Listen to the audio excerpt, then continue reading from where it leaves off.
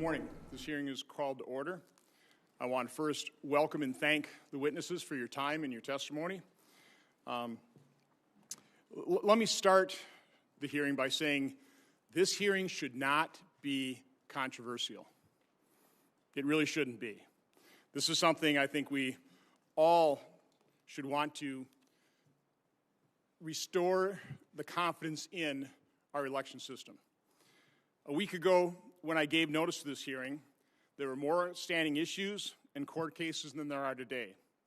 But even though courts have handed down decisions and the Electoral College has awarded Joe Biden 306 electoral votes, a large percentage of the American public does not believe the November election results are legitimate. This is not a sustainable state of affairs in our democratic republic. There are many reasons for this high level of skepticism. It starts with today's climate of hyperpartisanship, which was only exacerbated by the persistent efforts to delegitimize the results of the 2016 election. The corrupt investigation and media coverage of the Russian collusion hoax reduced faith in our institutions, and the ongoing suppression and censorship of conservative perspective by biased media and social media adds fuel to the flames.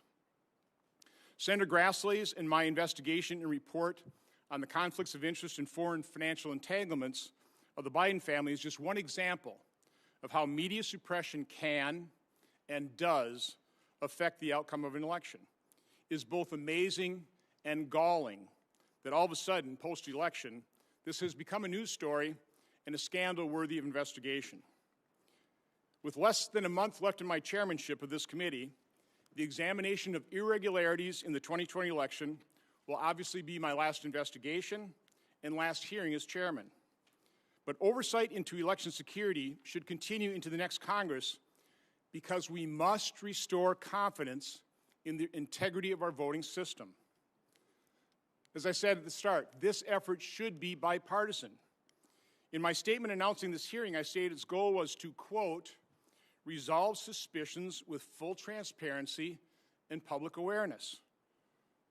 What's wrong with that?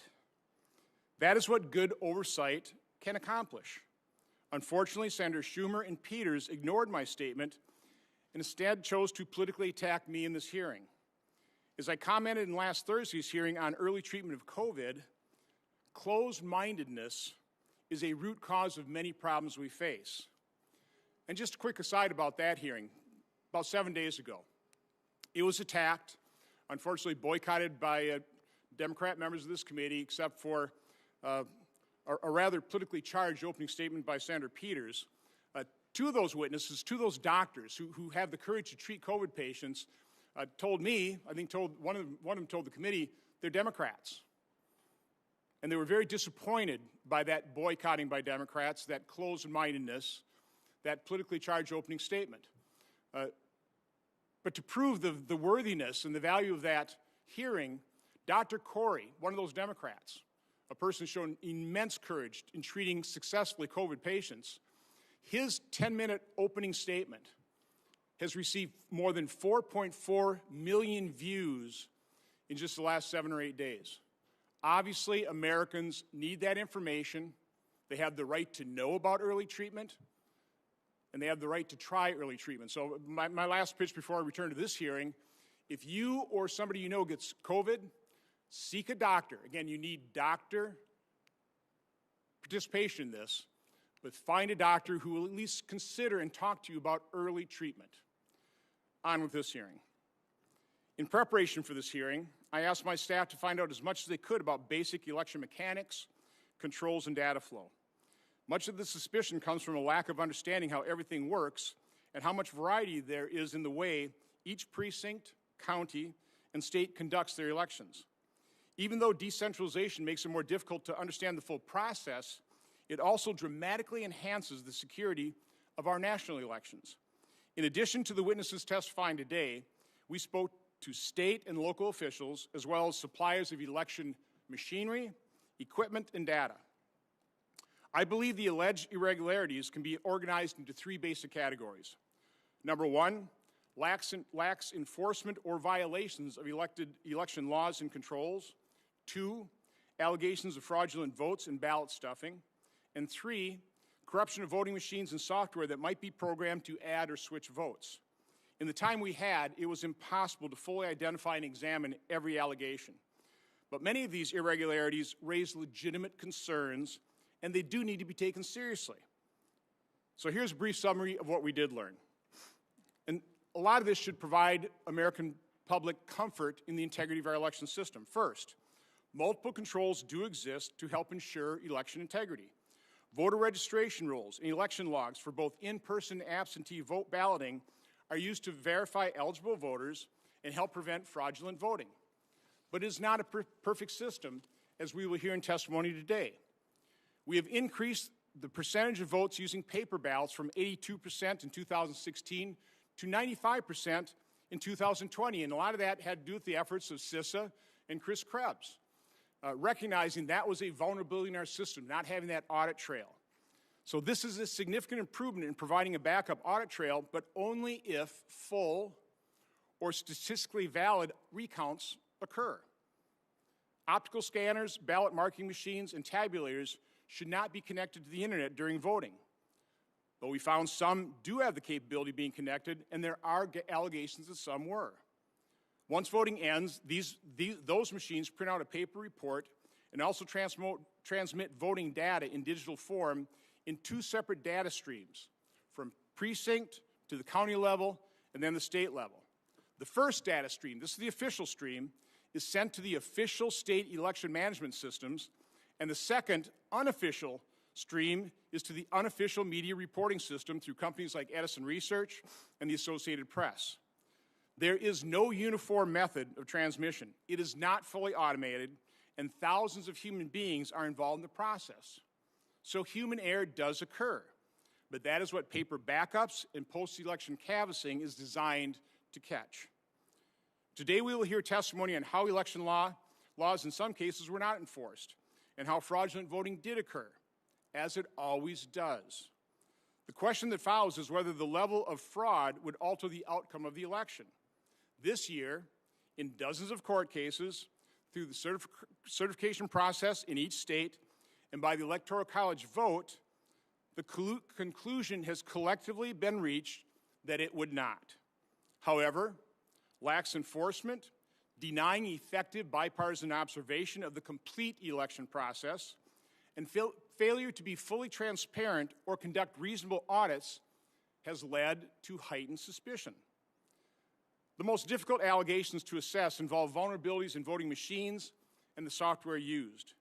In order to effectively determine the extent to which voting machines were subject to nefarious intrusion or other vulnerabilities, computer science experts must be given the opportunity to examine these allegations. This is a complex issue that has been under congressional scrutiny for years. Since 2018, I'm aware of 3 oversight letters requesting information from the main suppliers of voting machines. This oversight is focused on Election Systems and Software LLC, Dominion Voting Systems, Inc., and Hart InterCivic, Inc. Today we have a witness from the Election Assistance Commission, which certifies voting machines, to describe what has been done and what more can be done to address any vulnerabilities. On March 7, 2018, it was reported that Senators Klobuchar and Shaheen asked, quote, major vendors of U.S. voting equipment whether they had allowed Russian entities to scrutinize their software, saying the practice could allow Moscow to hack into American election infrastructure. Then last year, on March 26, 2019, Senators Klobuchar, Warner, Reid, and Ranking Member Peters wrote, quote, the integrity of our elections remain under serious threat. Our nation's intelligence agencies continue to raise the alarm that foreign adversaries are actively trying to undermine our system of democracy and will target the 2020 elections as they did in 2016 and 2018 elections. A combination of older legacy machines and newer systems, vulnerabilities in each present a problem for the security of our democracy, and they must be addressed. And then on December 6, 2019, Senators Warren, Klobuchar, Wyden, and Congressman Pocan wrote, quote, we are particularly concerned that secretive and trouble-plagued companies owned by private equity firms and responsible for manufacturing and maintaining voting machines and other election administration equipment, quote, have long skimped on security in favor of convenience, leaving voting systems across the country prone to security problems. Moreover, again, this is a quote from that letter, moreover, when state and local officials work on replacing antiquated machines, many continue to run an old software that will soon be outdated and more vulnerable to hackers. The letter continues. In 2018 alone, voters in South Carolina were reporting machines that switched their votes after they had inputted them. Scanners were rejecting paper ballots in Missouri, and busted machines were causing long lines in Indiana. In addition, these senators write, researchers recently uncovered previously undisclosed vulnerabilities in nearly 36 back-end election systems in 10 states. And just this year, after the Democratic candidate's electronic tally showed he received an improbable 146 votes out of 55,000 cast in a Pennsylvania state judicial election in 2019, the county's Republican chairwoman said, nothing went right on election day. Everything went wrong. That's a problem. These problems threaten the integrity of our election. Now again, those were 3 letters from Democrat members of Congress. Now, maybe I missed it, but I don't recall the media or anyone else accusing these 8 congressional Democrats of indulging in, quote, quackery and conspiracy theories, unquote, quote, or their letters of being a, quote, ridiculous charade, unquote, as Senator Schumer did when he used those exact same words attacking me in this hearing on the Senate floor. The fact that our last 2 presidential elections have not been accepted as legitimate by large percentages of the American public is a serious problem that threatens our republic. I do not say that lightly. This hearing is part of what should be ongoing congressional oversight that is meant to transparently address that serious problem. So before I turn it over to Senator Peters, I do want to remark this is my last hearing as chairman. I want to express the fact that I think it's been an honor and privilege to serve. I think our track record, even though a couple last hearings, some of these investigations have grown to be a little rancorous, I regret that, but I think we really have an excellent track record of achievement. Over 100 bills passed and signed into law in this committee, 200 others passed by the committee, maybe not signed into law, but that can act as a foundation for future legislation. And so again, I just want to thank everybody for working together, staff. It's really been an honor and privilege. And looking ahead, I want to acknowledge Senator Carper had a very kind phone call to me just an hour ago. We'll probably be working in some capacity as chairman or ranking member in the committee on the permanent subcommittee on investigations. And I look forward to trying to find those areas of agreement of things we can look into together to give the American people the information they need to know as it relates to government and other issues. So, Senator Carper, thanks for calling it. With that, I'll turn it over to Senator Peters. Thank you, Mr. Chairman, and thanks to our witnesses for being here today. You know, Mr. Chairman, if we have learned anything over the past few years, it's that we cannot take our democracy for granted. Our institutions and our democratic norms have been under assault, and when elected leaders fail to stand up to protect them, we just see how quickly things can erode.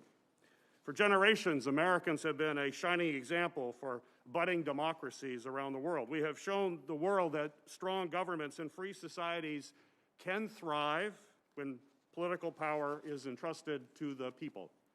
We have demonstrated that the will of people is above any one individual. And when voters choose their new leaders, power can be transferred peacefully. The President and many of his supporters are, unfortunately, continuing their efforts to undermine the will of the people, disenfranchise voters, and sow the seeds of mistrust and discontent to further their partisan desire for power. Whether intended or not, this hearing gives a platform to conspiracy theories and lies, and it's a destructive exercise that has no place in the United States Senate. Joe Biden won the election more than 5 weeks ago with 306 electoral votes and received the most popular votes for a presidential candidate in American history. All 50 states and the District of Columbia have certified those results. The Electoral College met Monday, and all affirm that Joe Biden will be the president on January 20th, 2021. It's a result that the majority of the American people recognize, along with the leaders of more than 150 countries around the world. Yet even after all of that, significant numbers of Republican elected officials have been slow to publicly acknowledge that Joe Biden will be the next president of the United States. I appreciate that yesterday, several of my Republican colleagues made their first public comments acknowledging this fact. And I appreciate that even the chairman's rhetoric around this election has evolved over the last 24 hours. But let me be clear, deciding to move forward with this hearing is still dangerous. Elected leaders who are chosen by the voters to help uphold our institutions and democratic values spent weeks either turning a blind eye or parroting provocative rhetoric and false claims about this election. By not speaking out earlier, even though they knew it was wrong, that there was no evidence to support these claims, and that this inflammatory rhetoric is harmful to our democracy, many elected officials gave the president and his supporters license to spread damaging lies about the election. We have known for weeks that there was no widespread voter fraud, a fact that President Trump's own Department of Justice has confirmed. There was no election interference, and the election wasn't rigged. In fact, independent election security officials and the Department of Homeland Security have called this election, quote, the most secure in American history, end of quote. We're going to hear directly from the former director of CISA, who will testify today about that fact. In the face of intimidation from the president and his supporters, including threats of violence and even death, election officials in states across the country certified their results as accurate. More than 50 post-election lawsuits filed by the Trump campaign have been dismissed or withdrawn, including by the United States Supreme Court, because there is simply no evidence to support these claims in a court of law. And despite the title of today's hearing, there were no widespread election irregularities that affected the final outcome. These claims are false, and giving them more oxygen is a grave threat to the future of our democracy. Now, I understand the chairman's desire to ensure our elections run smoothly, and I agree that we need to restore faith and trust in our election process. But I'm concerned that today's hearing will do more harm than good by confusing a few anecdotes about human error with the insidious claims the president has aired. Mistakes do happen in elections, but there is a difference between a clerk making an error that gets caught and corrected during routine audits and calling the entire election fraudulent or stolen when there is no evidence just because you do not like the outcome. Amplifying these obviously false narratives about fraud or irregularities corrodes public trust. It threatens national security, and it weakens our democracy and our standing around the world. Every time the president or his followers make these false claims, they destabilize our relationships with our allies and allow authoritarian adversaries to undercut American democratic leadership around the globe. Democracy and a free society are not guaranteed. We have seen democracies around the world crumble because of similar words and actions. When executives abuse their power, when political leaders work to stifle the free press, and when they delegitimize the principle of one person, one vote, it puts our country on a dangerous path towards authoritarianism. I have faith that our democracy is strong and that it can withstand these attacks. But we need all of our leaders to speak up and condemn this harmful rhetoric. Preserving our democracy takes hard work, and I'm deeply troubled that we're at the edge of a crisis point. Now is the time for American patriots who love this country to say enough is enough. Now is the time for patriots to put our nation's founding ideals first, during a time when American democracy needs the strongest defense that we can give.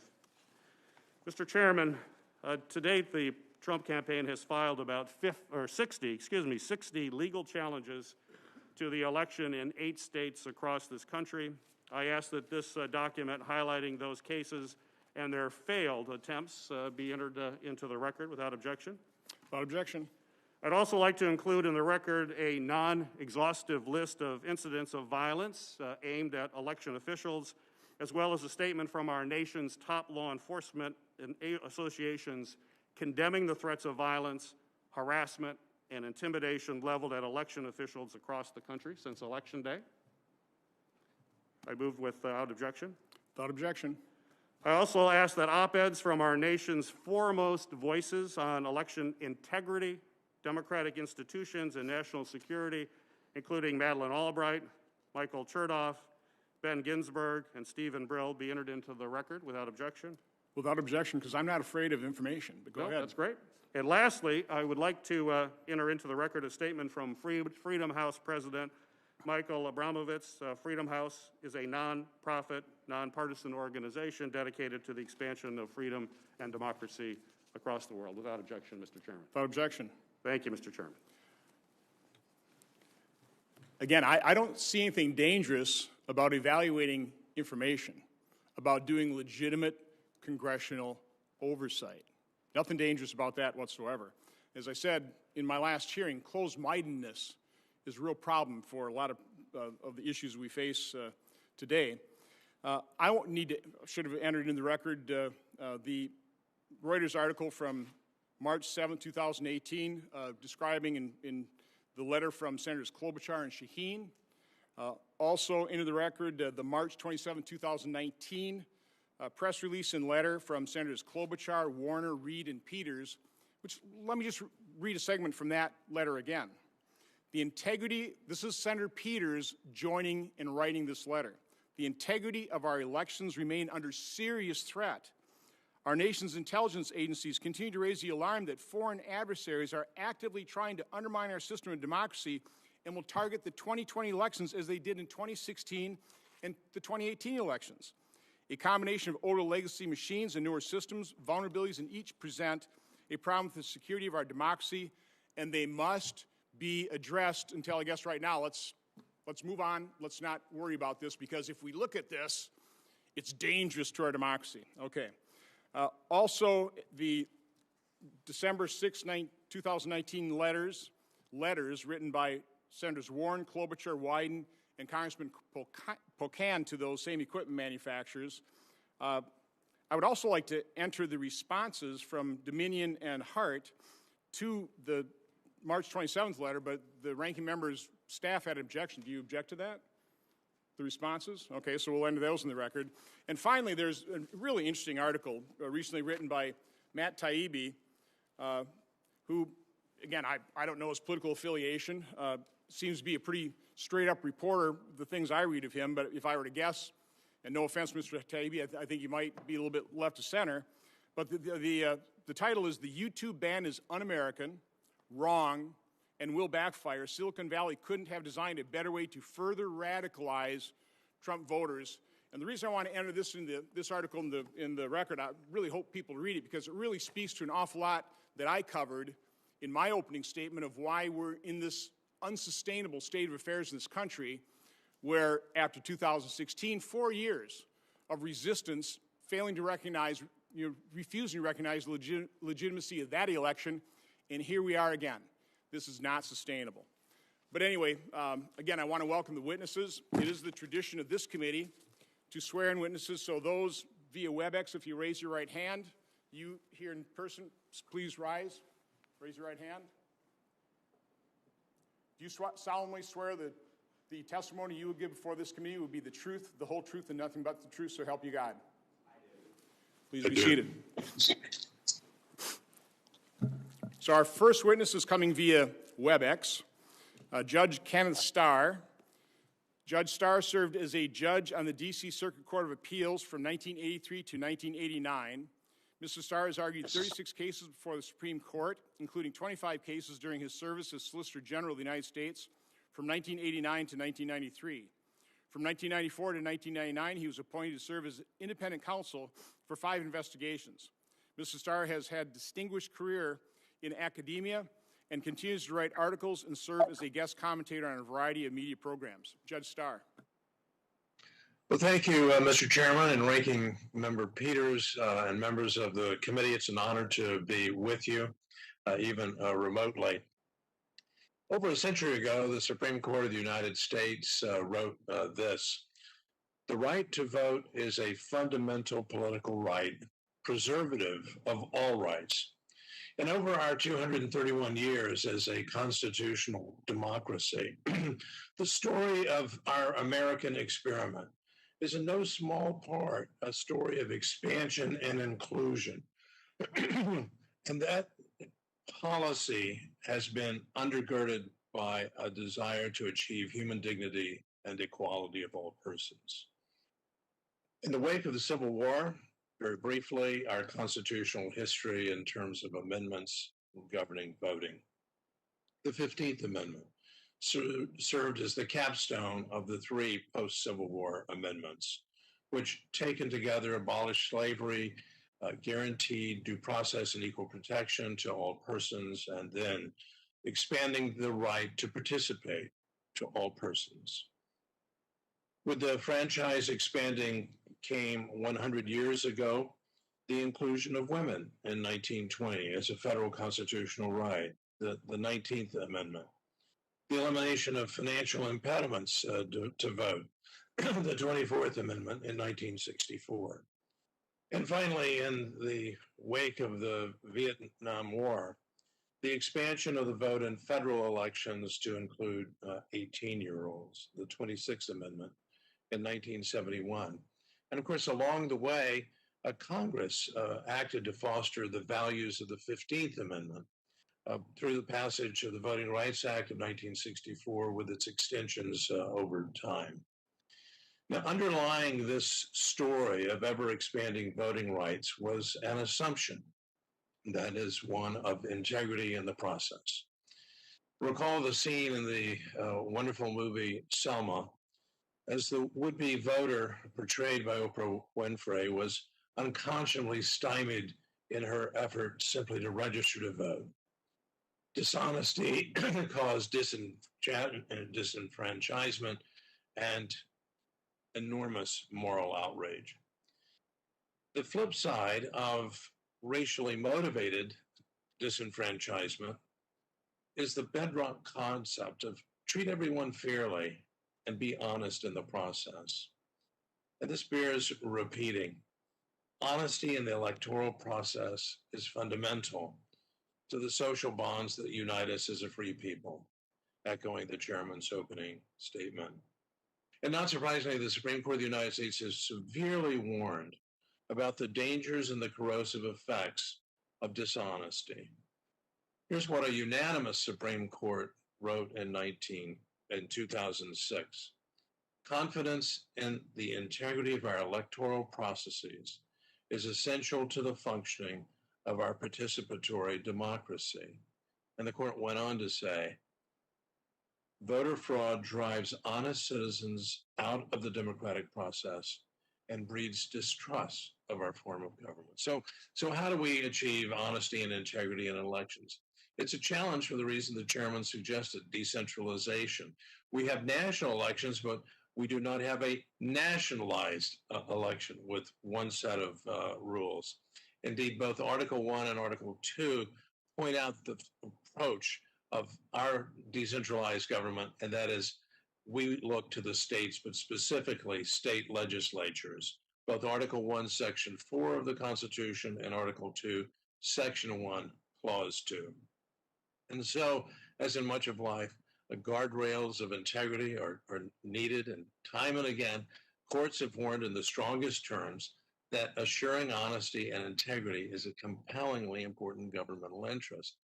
Justice Sandra Day O'Connor, now retired, who herself had been elected to state office in Arizona, specifically warned that judicial intervention may be required in order to protect the integrity of the election process. And so, as we'll be exploring in this hearing, the presidential election 2020, with its unprecedented feature of the use of mail-in ballots, has given rise to a number of questions that deserve to be answered. I will, instead of pointing to examples such as in Pennsylvania, where there was a clear violation of the law, and then the statement of Justice Samuel Alito, since my time has now expired, I want to close just by a reminder that in history, there was, in fact, a campaign, an illicit campaign, to deprive Abraham Lincoln of the presidency, and that was through the use of mail-in ballots. So I think in the spirit of the Carter-Baker Commission, it's wise for us, since of the warning that they had with respect to mail-in ballots, to pause and reflect on how we can, in fact, better assure that bedrock factor and feature of integrity in the election process. I thank the chairman and I thank the committee. Look forward to your questions. Thank you, Judge Starr. Thank you, Judge. Our next witness is Commissioner Donald Palmer. Commissioner Palmer was confirmed to the Election Assistance Commission in January 2019. Mr. Palmer is the former Secretary of the Virginia State Board of Elections and served as Virginia's chief election official from 2011 to 2014. He also served as an intelligence officer and a judge advocate general. Commissioner Palmer. Good morning, Chairman Johnson and members of the committee and the ranking member. I'm thankful for the opportunity to testify before you this morning on the 2020 general election and the efforts of the Election Assistance Commission to secure the nation's voting systems. Election officials, the commissioners, and the staff of the EAC have a duty to ensure the accuracy and integrity of the voting systems used throughout the nation. Our mission is to support the chief election officials, the directors of elections, and administrators in all localities across the country. As the only federal agency completely dedicated to election administration, the EAC is charged with facilitating secure, lawful, and accessible elections. Under the Help America Vote Act, the EAC is focused on assisting state and local election officials. We are a bipartisan agency that recognizes the authority of states to conduct federal elections, and that is a cornerstone of our representative democracy. The 2020 general election has underscored the vital importance of comprehensive oversight of voting technology and the companies who manufacture these systems. That oversight is an overlapping process of voluntary federal standards, state certification or approval, and local logic and accuracy testing prior to each election. We work to bolster confidence in democracy by adopting voluntary voting system guidelines periodically. We test voting systems, we accredit test laboratories, and serve as a national clearinghouse of information on election administration. Let me be clear. The EAC has confidence in the voting systems we certify and in the state and local election administrators who ran the election. First and foremost, that's due to the process the voting system manufacturers must undergo to receive federal certification. Before voting machines and election management systems are used in elections, the systems undergo rigorous hardware and software testing by laboratories accredited by the EAC and the National Institute of Standards and Technology, or NIST. There are currently 2 accredited voting system laboratories, ProV&V and SLI. Currently, the EAC's quality monitoring program includes auditing voting system test laboratories and manufacturing facilities, conducting field reviews of EAC-certified voting systems, and gathering information on voting system anomalies on EAC-certified voting systems. I strongly support additional auditing, additional field reviews, and resolutions of any anomalies discovered. To apply for EAC certification of a voting system, a company must first apply to register with the agency as a registered manufacturer. Registration requires manufacturers to provide details on their ownership structure, names of officers and members of the board of directors, and any individual or organization with a controlling interest in the company. Additionally, a list of all manufacturing or assembly facilities used by the manufacturer and the name and contact information of the person at each facility responsible for quality management must be provided. There are currently 8 active manufacturers registered with the EAC's testing program. Please note it is not a requirement to be an EAC registered manufacturer to develop and sell voting systems to jurisdictions in the United States. It's a voluntary program. Joining the program requires the manufacturers voluntarily agree to the program's requirements as outlined in the program manual. Requirements include complying with all EAC inquiries and investigations into the uses and status of fielded EAC certified systems. Under our quality monitoring program, these investigations may arise due to technical failures experienced in the field by election administrators, misrepresentations made in regard to the certification status of a voting system, and any deviations in quality in regard to those systems submitted to testing versus what is actually fielded. The EAC staffed an Election Day war room to gather information on issues reported by the media and election officials. 5 of the 8 manufacturers participated in those calls. Additionally, the program is following up with election officials and voting system manufacturers to obtain any information on claims of irregularities reported in the media during the general election. This effort is ongoing. Jurisdictions across the United States also perform a series of logic and accuracy tests prior to operating those voting machines in polling places. We support those efforts through technical assistance and best practices and our grant monies. Election officials conduct post-election audits to verify the completeness and accuracy of the tabulated votes. I'm going to conclude with stating that we recognize the need to do more than ever to strengthen the confidence in the integrity of our elections. HAVA set forth an ambitious agenda for the EAC, one rooted in protecting the foundation of our democracy. Despite the challenges in recent years, the EAC has faithfully fulfilled its obligation and even expanded the support it provides to election administrators and to voters. We look forward to working with Congress in a bipartisan manner as we continue our efforts to help America vote. I'm happy to answer any questions following this testimony. Thank you. Thank you, Commissioner Palmer. Our next witness is here in person, Mr. James Troupis. Mr. Troupis serves as the lead attorney for the Trump campaign in Wisconsin. From 2015 to 2016, Mr. Troupis served as the Circuit Court Judge in Dane County, Wisconsin. He is currently a partner at the Troupis Law Office. Mr. Troupis.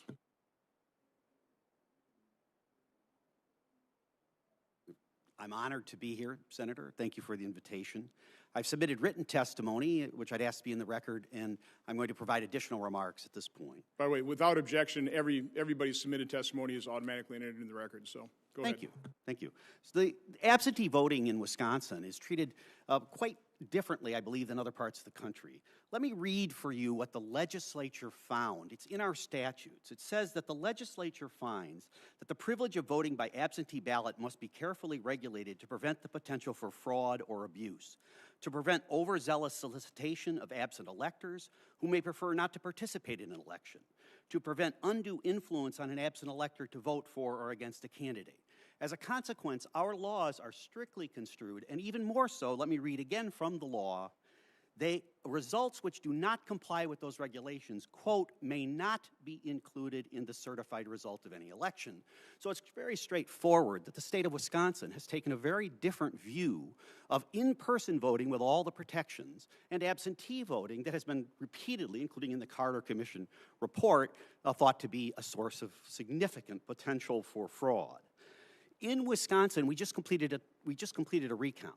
We had more than 2,500 volunteers, or probably more than 1,000 volunteers for the Biden campaign as well.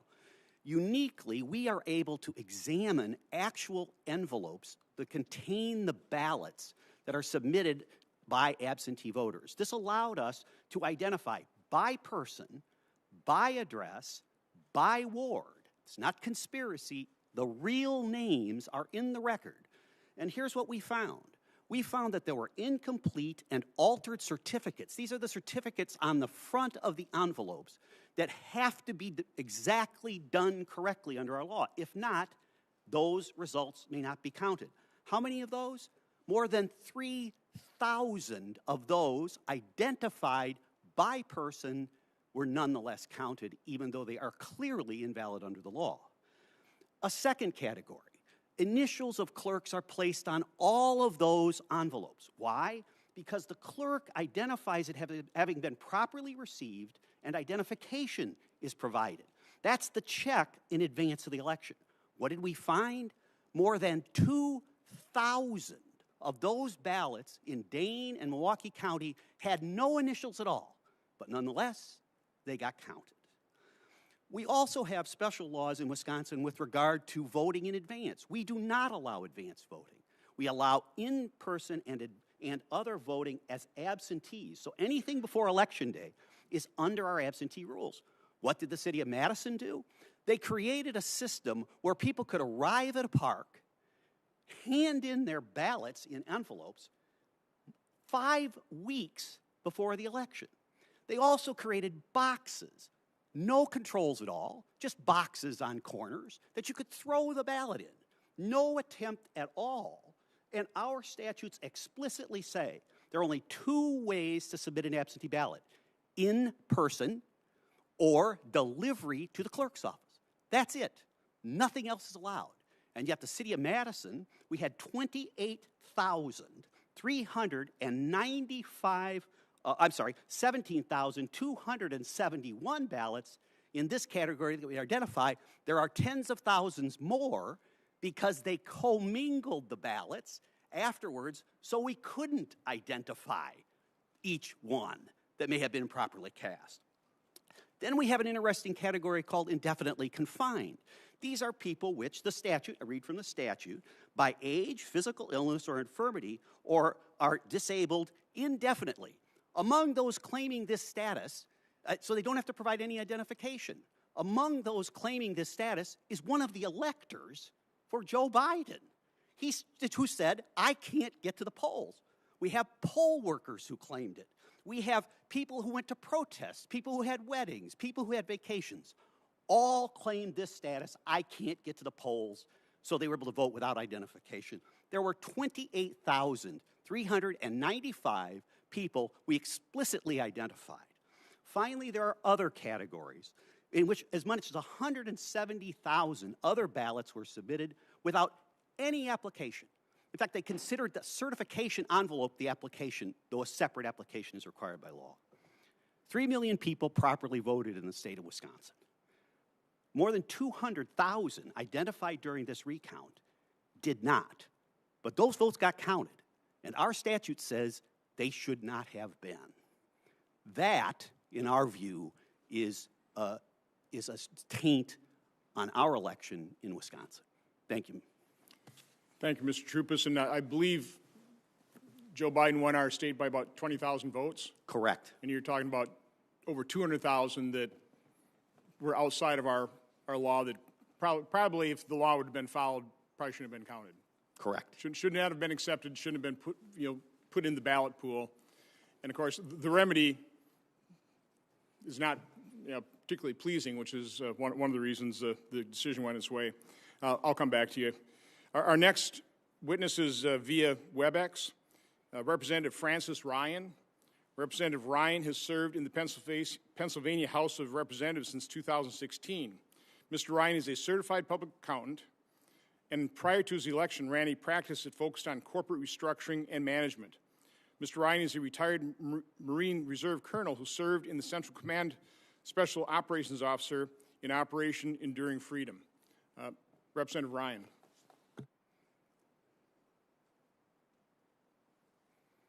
Thank you so much for the chance to be with you today.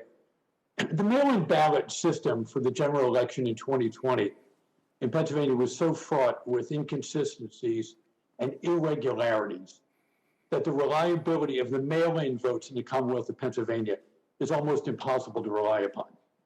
The evidence of these violations of the Pennsylvania election laws as enacted, the election security safeguards, and the process flaws include things such as actions by the Pennsylvania Supreme Court, which undermined the controls inherent in Act 77 of 2019.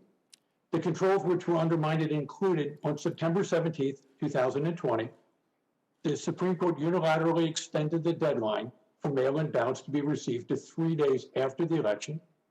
They mandated that the ballots mailed without a postmark would be presumed to be received and allowed the use of drop boxes for collection votes. And then on October 23rd, 2020, upon a petition from the Secretary of the Commonwealth, ruled that mail-in ballots need not authenticate signature for the mail-in ballots, thereby treating in-person and mail-in voters dissimilarly and eliminating a critical safeguard against a potential election fraud. And this is one of my main reasons for believing that it's difficult to believe that the mail-in voting process can be relied upon. Then there were also actions and candidly inactions by the Secretary of State, which undermined the consistency and controls of the election process.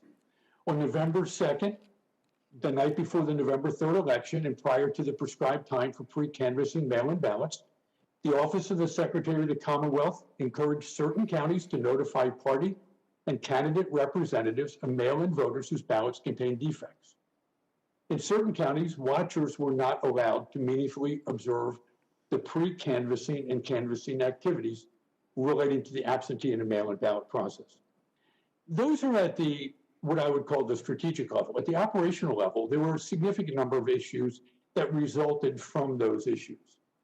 The Pennsylvania election system is the shorter system, and some of the issues that took place actually called into question the consistency. For example, in the case of an overvote in case of Philadelphia County, on November 4th, 11:30, the Department of State posted updated mail-in vote counts for Philadelphia County, showing 508,112 ballots, despite the fact that only 432,873 ballots were in fact issued to voters. This data was later corrected, but the question becomes who had the authorization to change and correct that information and who had access to the system. Any type of system control would ask for that. Additionally, on a data file on November 4th, 2020, the Commonwealth of Pennsylvania's Open Data Record site reported 3.1 million ballots sent out. In a prior discussion that was had the day before the election, it was indicated that there were 2.7 million that were sent out. And efforts to attempt to reconcile those numbers have not yet been successful and still need to be resolved upon.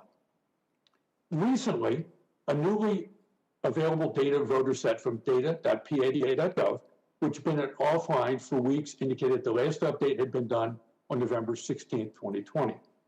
The download of November 16, 2020 shows 75,505 more ballots returned on 11/16 than the comparable download on November 15th. So that basically means an additional 75,505 ballots were added to the data set, again, without any explanation, and without the ability to have a hearing to determine that. It becomes almost impossible to track in the system of internal controls. Additionally, there were mail date irregularities that were identified in the 3.1 million ballots relative to the dates that the ballots were finalized. Ballots mailed late and ballots mailed inconsistent with enacted legislation. That was 154,584 votes or ballots. Vote date of birth irregularities, meaning voters over 100 years of age, 1,573 ballots. These apparent discrepancies can only be evaluated by reviewing the transaction logs and to determine the access, the authority for the entry, the verification of the data entered, as well as the authentication. Anytime you have this type of system of internal controls, as a CPA, you would want to ensure that the system of internal controls is reasonably designed to deter wrongdoing. Before and after the election of November 3rd, 2020, the efforts by the State Government Committee and other members of the Pennsylvania legislature to obtain oversight information and relevant data to confirm or deny claims of improprieties were stymied throughout. Even an effort to have a hearing on November 20, 2020 with Dominion Systems was canceled after Dominion Systems indicated they were concerned about litigation concerns. Candidly, without knowing the answer to these questions, and due to the magnitude of the potential discrepancies and closeness to the elections, the results of the 2020 presidential election in Pennsylvania would just be completely difficult, if not impossible, to determine with conclusiveness. And Mr. Chairman and Ranking Member, thank you so much for your time, and I look forward to your questions. Thank you, Representative Ryan. Our next witness is Mr. Jesse Binnall. Did I get that right? You did. Wow.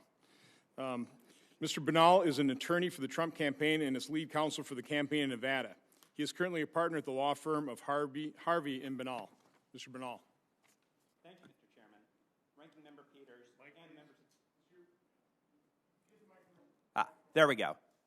Thank you, Mr. Chairman, Ranking Member Peters, and members of the committee. This year, thousands upon thousands of Nevada voters had their voices canceled out by election fraud and invalid ballots. Here's how it happened. On August 3rd, 2020, after a rushed special session, Nevada legislators made drastic changes to the state's election law by adopting a bill known as AB 4. The vulnerabilities of this statute were obvious. It provided for universal mail voting without sufficient safeguards to authenticate voters or ensure the fundamental requirement that only one ballot was sent to each legally qualified voter. This was aggravated by election officials' failure to clean known deficiencies in their voter rolls. Because of AB 4, the number of mail ballots rocketed from about 70,000 in 2016 to over 690,000 this year. The election was inevitably riddled with fraud, and our hotline never stopped ringing. While the media and Democrats accused us of making it all up, our team began chasing down every lead. Our evidence came both from data scientists and from brave whistleblowers. Here's what we found. Over 42,000 people voted more than once. Our experts were able to make this determination by reviewing the list of actual voters and comparing it to other voters with the same name, address, and date of birth. This method was also able to catch people using different variations of their first name, such as William and Bill, and individuals who were registered both under a married name and a maiden name. At least 1,500 dead people are recorded as voting, as shown by comparing the list of male voters with the Social Security death records.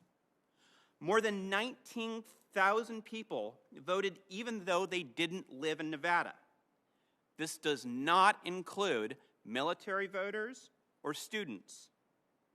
These voters were identified by comparing the list of voters with the U.S. Postal Service's National Change of Address database, among other sources. About 8,000 people voted from non-existent addresses. Here we cross-reference voters with the Coding Accuracy Support System, which allowed our experts to identify undeliverable addresses. Over 15,000 votes were cast from commercial or vacant addresses.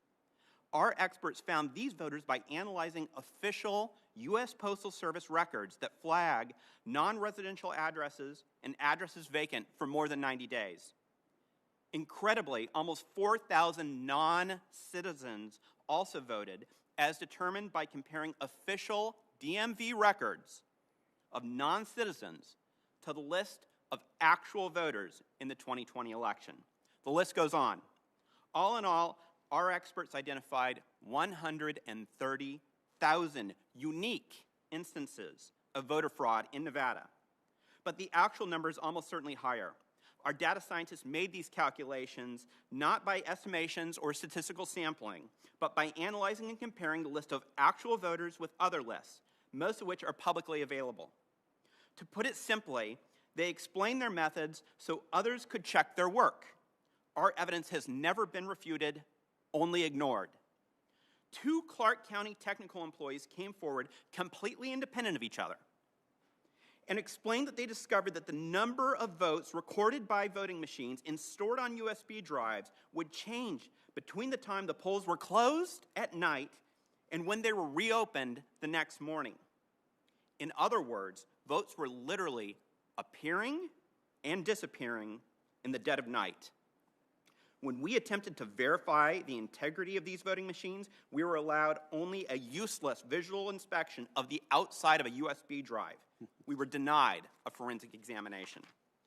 Finally, our investigation also uncovered a campaign to illegally incentivize votes from marginalized populations by requiring people to prove that they voted to receive raffle tickets for gift cards, televisions, and more.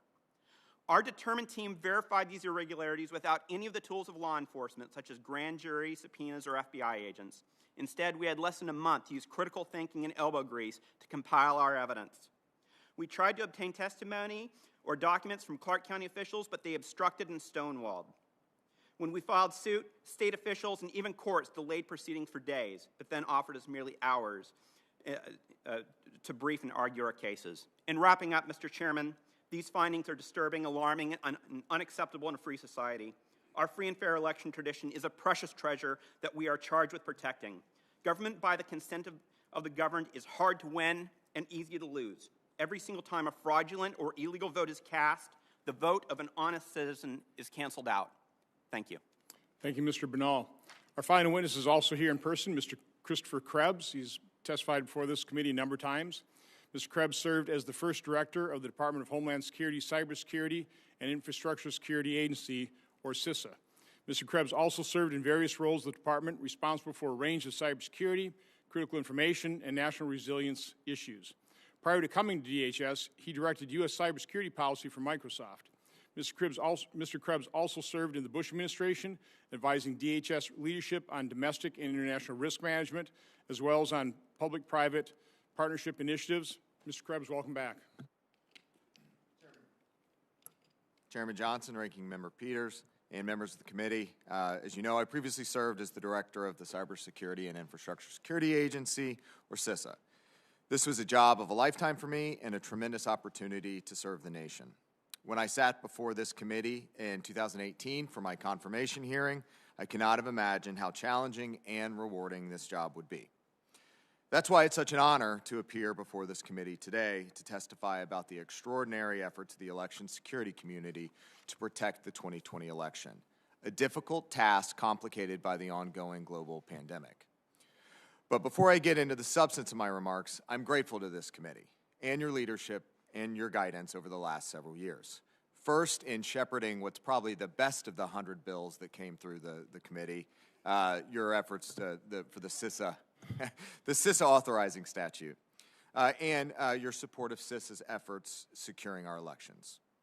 The nation should also thank the many federal, state, and local government election partners for the crucial work that's been done that would give our citizens the confidence that their vote was counted as cast. We should also be taking a victory lap, celebrating a job well done. Consider where we started. When I rejoined the Department of Homeland Security in 2017, America had just endured a broad attack on democracy, owing to the now well-documented interference campaign by the Russian Federation. Whatever their other motivations, this campaign sought to undermine confidence in our democratic institutions. Building on the universal agreement across the national security community that we cannot allow that to happen again, the CISA team started with what needed to be improved based on the 2016 elections. First, we needed to improve our relationships with our state and local election officials, the individuals that actually run our elections. Second, we needed to improve the security and resilience of election systems, particularly by phasing out voting machines without paper ballots. Third, federal agencies needed to move faster, work better together with each other and our state and local counterparts, and be more proactive in order to detect and prevent attacks on our democracy. Over the course of the last few years, we met these challenges. We improved CISA's relationships with key partners through constant engagement in building an election security community of practice. This improvement is perhaps best represented by an election-specific information sharing and analysis center made up of all 50 states and thousands of jurisdictions. We improved the security of systems, scanning for vulnerabilities in election systems, providing intelligence briefings and rapidly alerting to emerging threats, and deploying security sensors, among other measures. And while we were principally focused on stopping actual hacks, we also had to contend with perception hacks, a form of disinformation which we countered with our rumor control website. We contributed to the cross-agency effort to protect the 2020 election by surging coordination and collaboration with our partners across the national security space.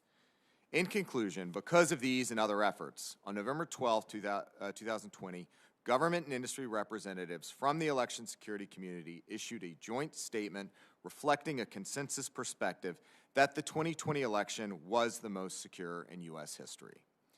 That statement reflects the confidence these officials gained based on years of work poured into improving the security and resilience of our elections. It was based on the strong operational relationships developed across the election security community. It was based on the tremendous partnership between CISA, under the thoughtful guidance of this committee, the FBI, the Election Assistance Commission, the Department of Defense, and the intelligence community. It was based on an intimate understanding of how our elections work here in the U.S. It was based on the increase in paper ballots and audits across the nation, and probably most importantly, it was based on the professionals, the heroes that conduct elections in this country. While elections are sometimes messy, this was a secure election. Of that, I have no doubt. Chairman Johnson, Ranking Member Peters, and members of this committee, thank you again for the opportunity to be here today, for your leadership, and for your support of CISA. I look forward to answering your questions and sharing more about our efforts to protect 2020. Thank you, Mr. Krebs, for your past service. And by the way, I think under both the Obama administration and the Trump administration, while I've been chairman, I think DHS, now in the form of CISA, has done a very good job, as you talked about, from 82 to 95% paper ballots. I mean, that's improving our election integrity. So I appreciate all your efforts and really all the men and women who work within DHS and CISA to do that. Mr. Troupis, the decision by the Wisconsin Supreme Court obviously went against you, maybe not totally against you. I did read the rather scathing dissent from the chief judge. Can you just describe exactly what, in summary fashion, what the Wisconsin Supreme Court's decision was based on your lawsuit, talking about all the areas that you have concern with? Certainly. So the Wisconsin Supreme Court was urged by the Biden campaign not to address any substantive issues, and that's exactly what happened. The Biden campaign argued to the court that we're not going to talk about any of the substantive things. We're not even going to dispute the things I just brought up to you, but instead, you just shouldn't hear them because a state agency, the Wisconsin Election Commission, had authorized some of these activities. And candidly, as Chief Justice Rogensack and other dissenters held, one, the claims are substantive, they are substantial, and they needed to be addressed. Second, the Wisconsin Election Commission is a bureaucratic organization, explicitly that the same court just 4 months ago said has no meaning. It is not law. It is some advice given, and that the statute should control. We were disappointed, not so much in the decision, but in the fact that the decision itself is premised not on an analysis of the law, nor the analysis of the claims. It's an idea that we should not have a transparent system, that you're not going to address these things. And that's what they argued. So it's disappointing, especially in Wisconsin. And Senator Johnson, as you know, we have a long history in Wisconsin, unlike other states, unlike other states, of high transparency. Our recounts were conducted with utmost integrity by both Milwaukee and Dane County, with thousands of volunteers able to look at those items. And it's really a sad day, frankly, when the opposition doesn't argue we're wrong. It argues we shouldn't be heard. That's a strange thing in a state that is so transparent as ours. Just real quick, I know former Director Krebs talked about the men and women who run these elections. I had about at least a half-hour phone conversation with the county clerk of my town of Oshkosh voting precinct and gave me all kinds of good information. I will tell you, if every county clerk ran their elections like Jeanette Mertens does, we'd have a completely secure election. So I think that's true of the vast majority of elections in different precincts. Mr. Binnall, Mr. Troupis is talking about the law that he was arguing before the Wisconsin Supreme Court was basically ignored. You had a similar statement that it wasn't that the information that you just presented to the committee, it was never rebutted, it was simply ignored. Can you talk about that?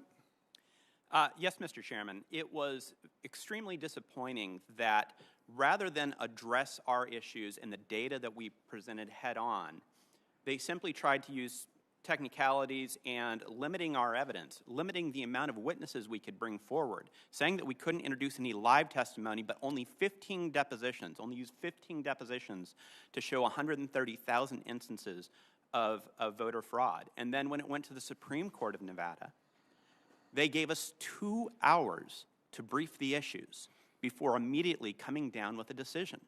A record was over 8,000 pages long. We were never fully considered by those courts. They never took a good hard list at hard evidence.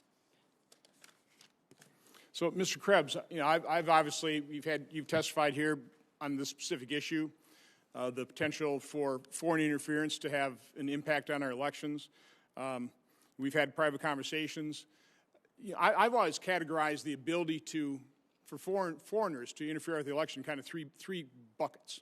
One is changing the vote tallies on the machine. Secondly is hacking into voter registration files, which could cause all kinds of problems, but quite honestly, it'd probably be detected on election day when there's chaos.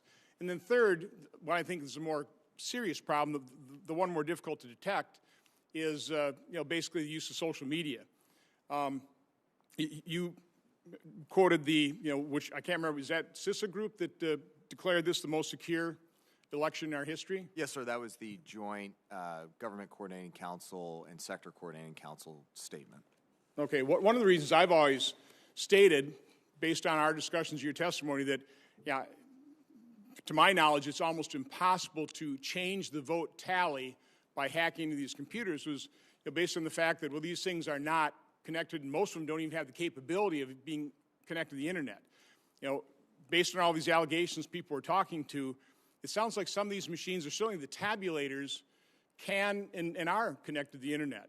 So can you just kind of explain to me what, again, the whole voting machine, tabulation, internet connections is just a huge, confusing mess. Can you speak to that? So I think it's important to step back and actually look at how votes are cast in the country, particularly with paper ballots, and that regardless of any internet connections, regardless of any foreign hacking, as long as you've got the paper receipt. Okay, but let me stop you there. I acknowledge that, yes, the paper backup is the control if it's used. Now, that was going to be my next question. So set aside the control of the machine process. What is capable? Again, I kind of want to know on what basis, what aspects of this is the most secure, because when you listen to Mr. Troupis and Mr. Binnall, I mean, there was fraud in this election. I don't have any doubt about that. There was fraud. We just don't know the extent, and we don't know what the remedy would be when identified, okay?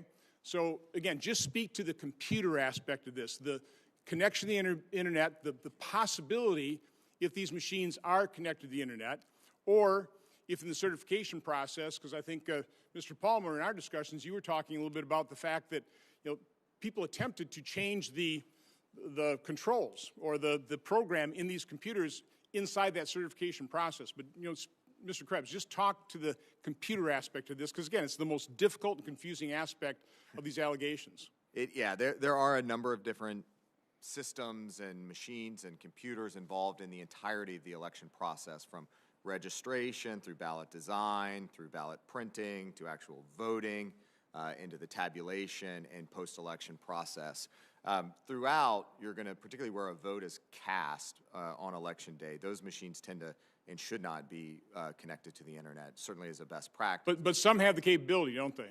Some may have modems that are typically disabled, but in certain states, I believe in Wisconsin, some are temporarily activated to transmit some counts. But again, when you have paper and you can conduct a post-election audit, if they're it's conducted, an important security control that absolutely, that technology in elections are used to facilitate access and increase accuracy of the process. But election officials are very careful that technology is not a single point of failure and that there are security controls before, during, and after the vote process.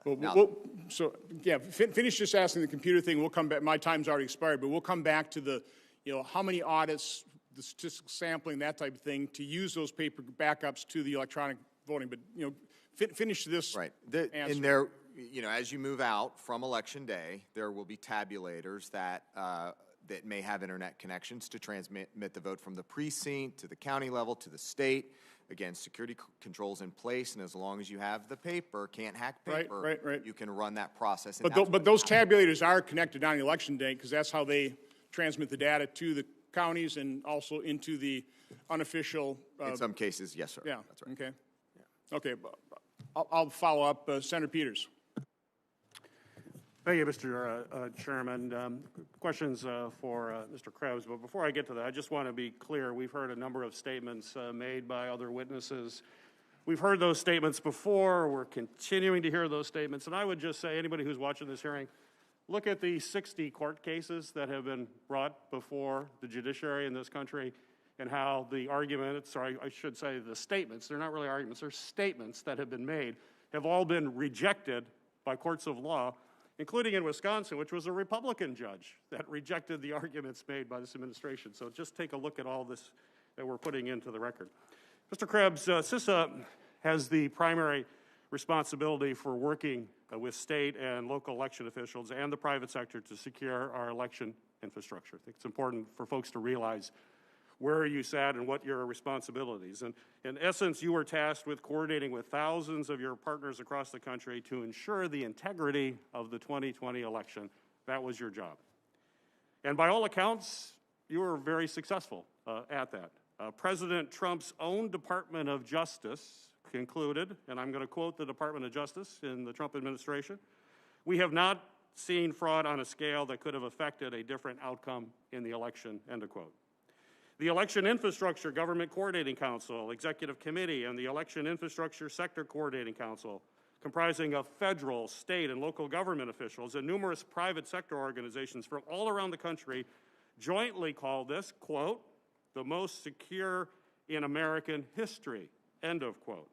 You also echoed this statement, and when you echoed that statement, you were fired by President Trump. He didn't want to hear that, clearly. So my question to you, do you stand by that statement? Have you seen anything in the week since November 4th that would lead you to change your mind? And have you identified any credible claim of widespread election irregularities? I stand by the claim. I said it in my opening statement. It's in my written testimony. I'm yet to see anything from a security perspective, that would change my opinion on that. Fraud is a different matter. It's a criminal matter. But again, bolstered by the Attorney General's statement from last week or recently, again, nothing to change my opinion of that matter.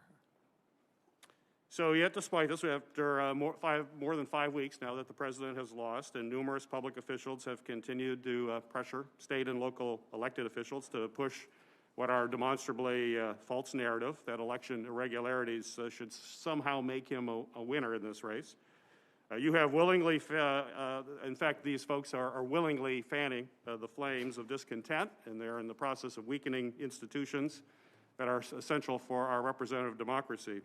My question to you is, what is the danger, in your estimation, to the democratic process to challenge the legitimacy of an election and deny its results in the absence of any credible evidence?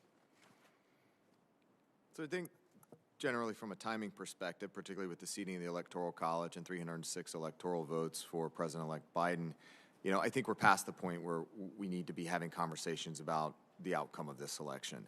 I think that continued assaults on democracy and the outcome of this election that only serves to undermine confidence in the process is ultimately, as you both have said, ultimately corrosive to the institutions that support elections. And going forward, it will be that much harder. The trick about elections is that, you're not so much trying to convince the winner they won, it's the loser that they lost. And you need willing participants on both sides. And I think we've got to get back to that point. Otherwise, we're going to have a very difficult time going forward maintaining confidence in this American experiment. During the 2016 election, we saw foreign disinformation campaigns trying to sow doubt about the integrity of our election. We've seen that before, and very clearly in 2016, and certainly all the intelligence community in this country backed that up. And so, in fact, CISA's rumor control page was actually created within your agency. You mentioned it in your testimony, to address foreign disinformation having an impact on the election. Yet rather than creating fake news, it seems as if Russia has simply used state-controlled news outlets to basically push President Trump's own statements and lies about a rigged election. Our adversaries don't have to be technologically advanced. Our adversaries don't have to be creative to sow that doubt. All they have to do is air the words of American elected officials on their state-owned news networks. As Clint Watts said, he's a former FBI agent and a disinformation expert, put it, which I think is very strong, and he said, quote, "Nothing that Russia or Iran or China could say is anywhere near as wild as what the president is saying." End of quote. So my question is, how are our foreign adversaries taking advantage of false claims of broad election fraud by the president and his supporters, or hearings, like we're hearing here, these statements again, that are broadly claiming systemic irregularities where none exist? How damaging is that? So talking about rumor control very briefly, I think that was an innovation in government that we created on the fly to address some emerging threats. The point, though, that I'd like to highlight with rumor control is that it was intended to identify and debunk issues as they were emerging. And we saw domestic disinformation campaigns of a cybersecurity nature that were emerging in the days and weeks following the election. I'll specifically talk about the hammer and scorecard claims that there was a CIA supercomputer and program that were flipping votes throughout the country, in Georgia specifically. But again, Chairman Johnson, I'm going to keep coming back to it. That's why it's so important to have a paper trail. That's why it's so important to have paper ballots. So even if there was foreign interference of a malicious algorithm nature, you can always go back to the receipts. You can check your math. And Georgia did that 3 times, and the outcomes were consistent over and over and over again. Thank you, Mr. Chairman. Which, by the way, is precisely why I brought that up in my opening statement. That should provide comfort that we have that paper backup. But I just have to talk about Russian disinformation, because the people peddling it are not on my side of the aisle. Senior Democrat leaders, including Ranking Member Peters, were involved in a process of creating a false intelligence product that was supposedly classified. They leaked to the media that accused Senator Grassley, the President Pro Tem of the Senate, and myself of accepting and disseminating Russian disinformation from Andrei Derkach. I'd never heard of the person until they brought it up.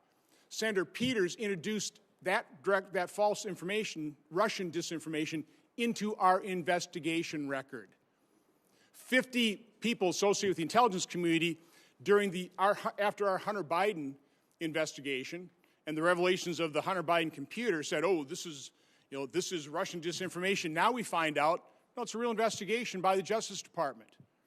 So it's just galling, and I just have to point out that the purveyors of Russian disinformation, Hillary Clinton's campaign, the DNC, the Steele dossier, the Ranking Member Peters accusing Senator Grassley and I of disseminating Russian disinformation, that's where the disinformation is coming. That's where the false information, the lies, the false allegations.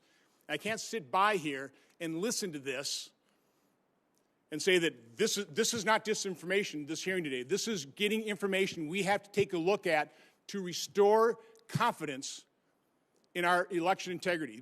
We're not going to be able to just move on without bringing up these irregularities, examining them, and providing an explanation, and see where there really are problems so we can correct it moving forward.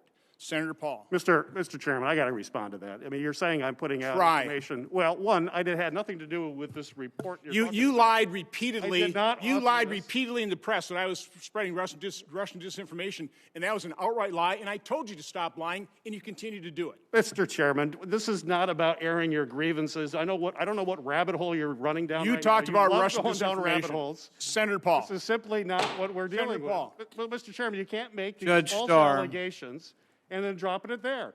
That is why this Senator committee Paul. needs to return back Judge to Starr, Senator Paul. partisan things. This is terrible what you're doing to this committee and all the great work that you talked about. It is what you have done to this committee. It is not falsely the case. accusing the chairman of spreading disinformation. Nothing could have been further from the truth, and you're spouting it again, which is why I had to respond.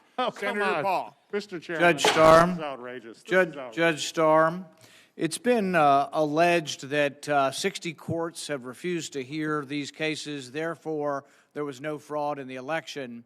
I guess another way of looking at this is that the court cases have been refused for procedural and technical reasons. When you see the 60 court cases rejected, do you think that's a conclusion by our court system that there is no fraud, or do you think that the court cases were primarily rejected for procedural reasons?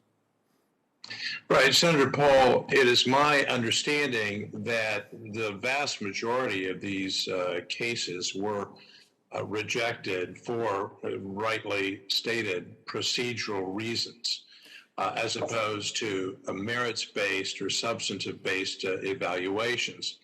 And of course, we saw that very recently, and I think most dramatically, by the Supreme Court's unanimous rejection of the bill of complaint filed by the Texas Attorney General, my home state here.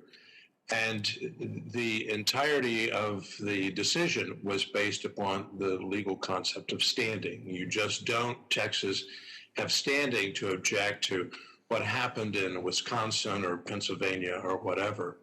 And that is a reasonable ruling.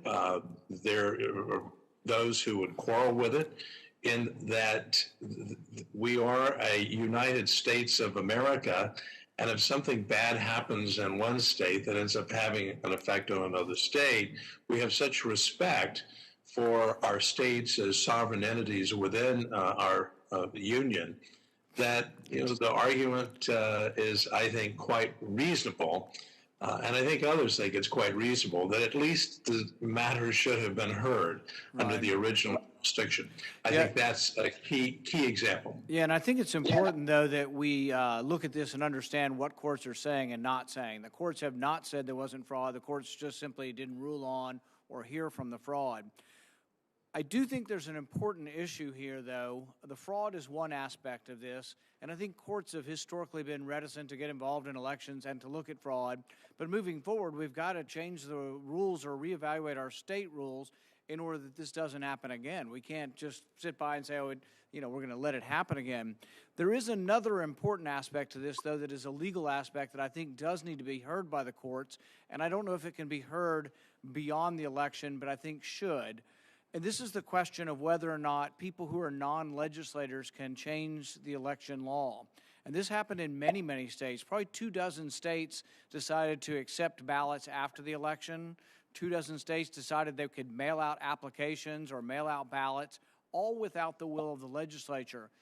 Do you think there's any hope for any of this being heard, Judge Starr, outside of the concept of changing the election? Is there any possibility any court's going to ever hear this and say that it was wrong that secretaries of state changed the law in the middle of this pandemic without the approval of the legislature?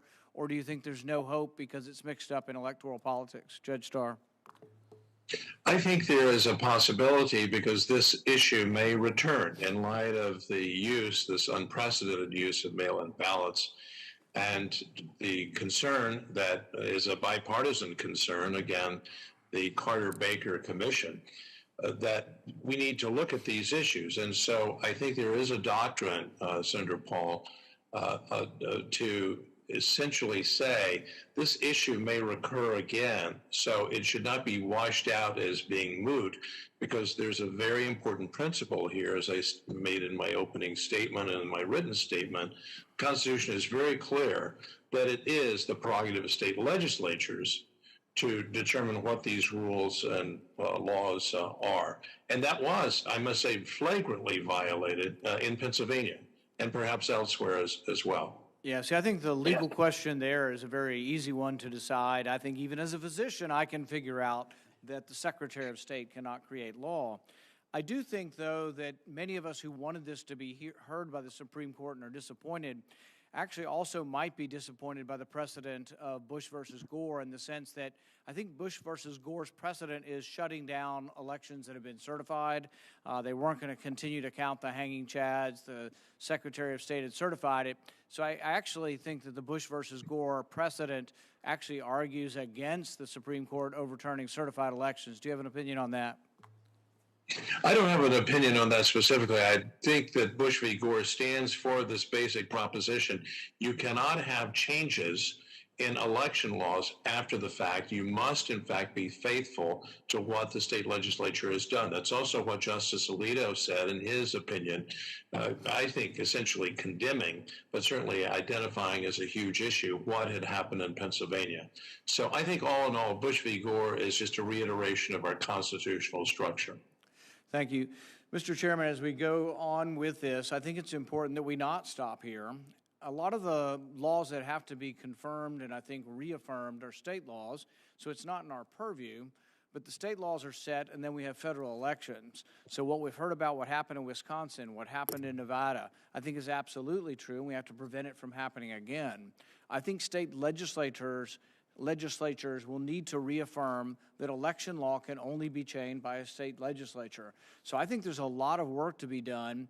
While we will not dictate it to the states, I think we should have hearings going into the next year, hearing from state legislatures and what they're going to do to make sure election law is upheld, not changed by people who are not legislators.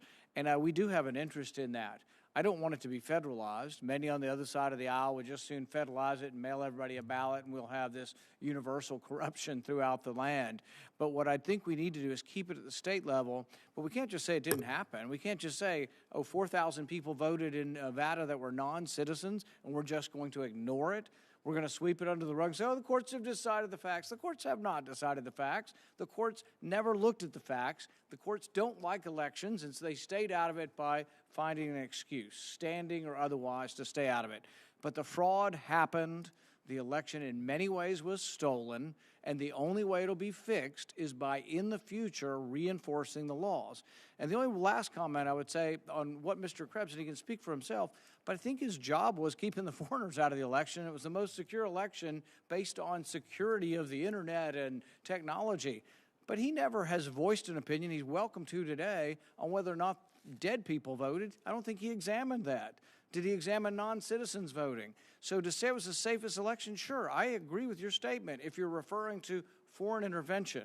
But if you're saying it's the safest election based on no dead people voted, no non-citizens voted, no people broke the absentee rules, I think that's false. And I think that's what's upset a lot of people on our side, is that they're taking your statement to mean, oh, well, there was no problem in the elections. I don't think you examined any of the problems that we've heard here. So really, you're just referring to something differently is the way I look at it. Thank you, Mr. Chairman. Senator Carper.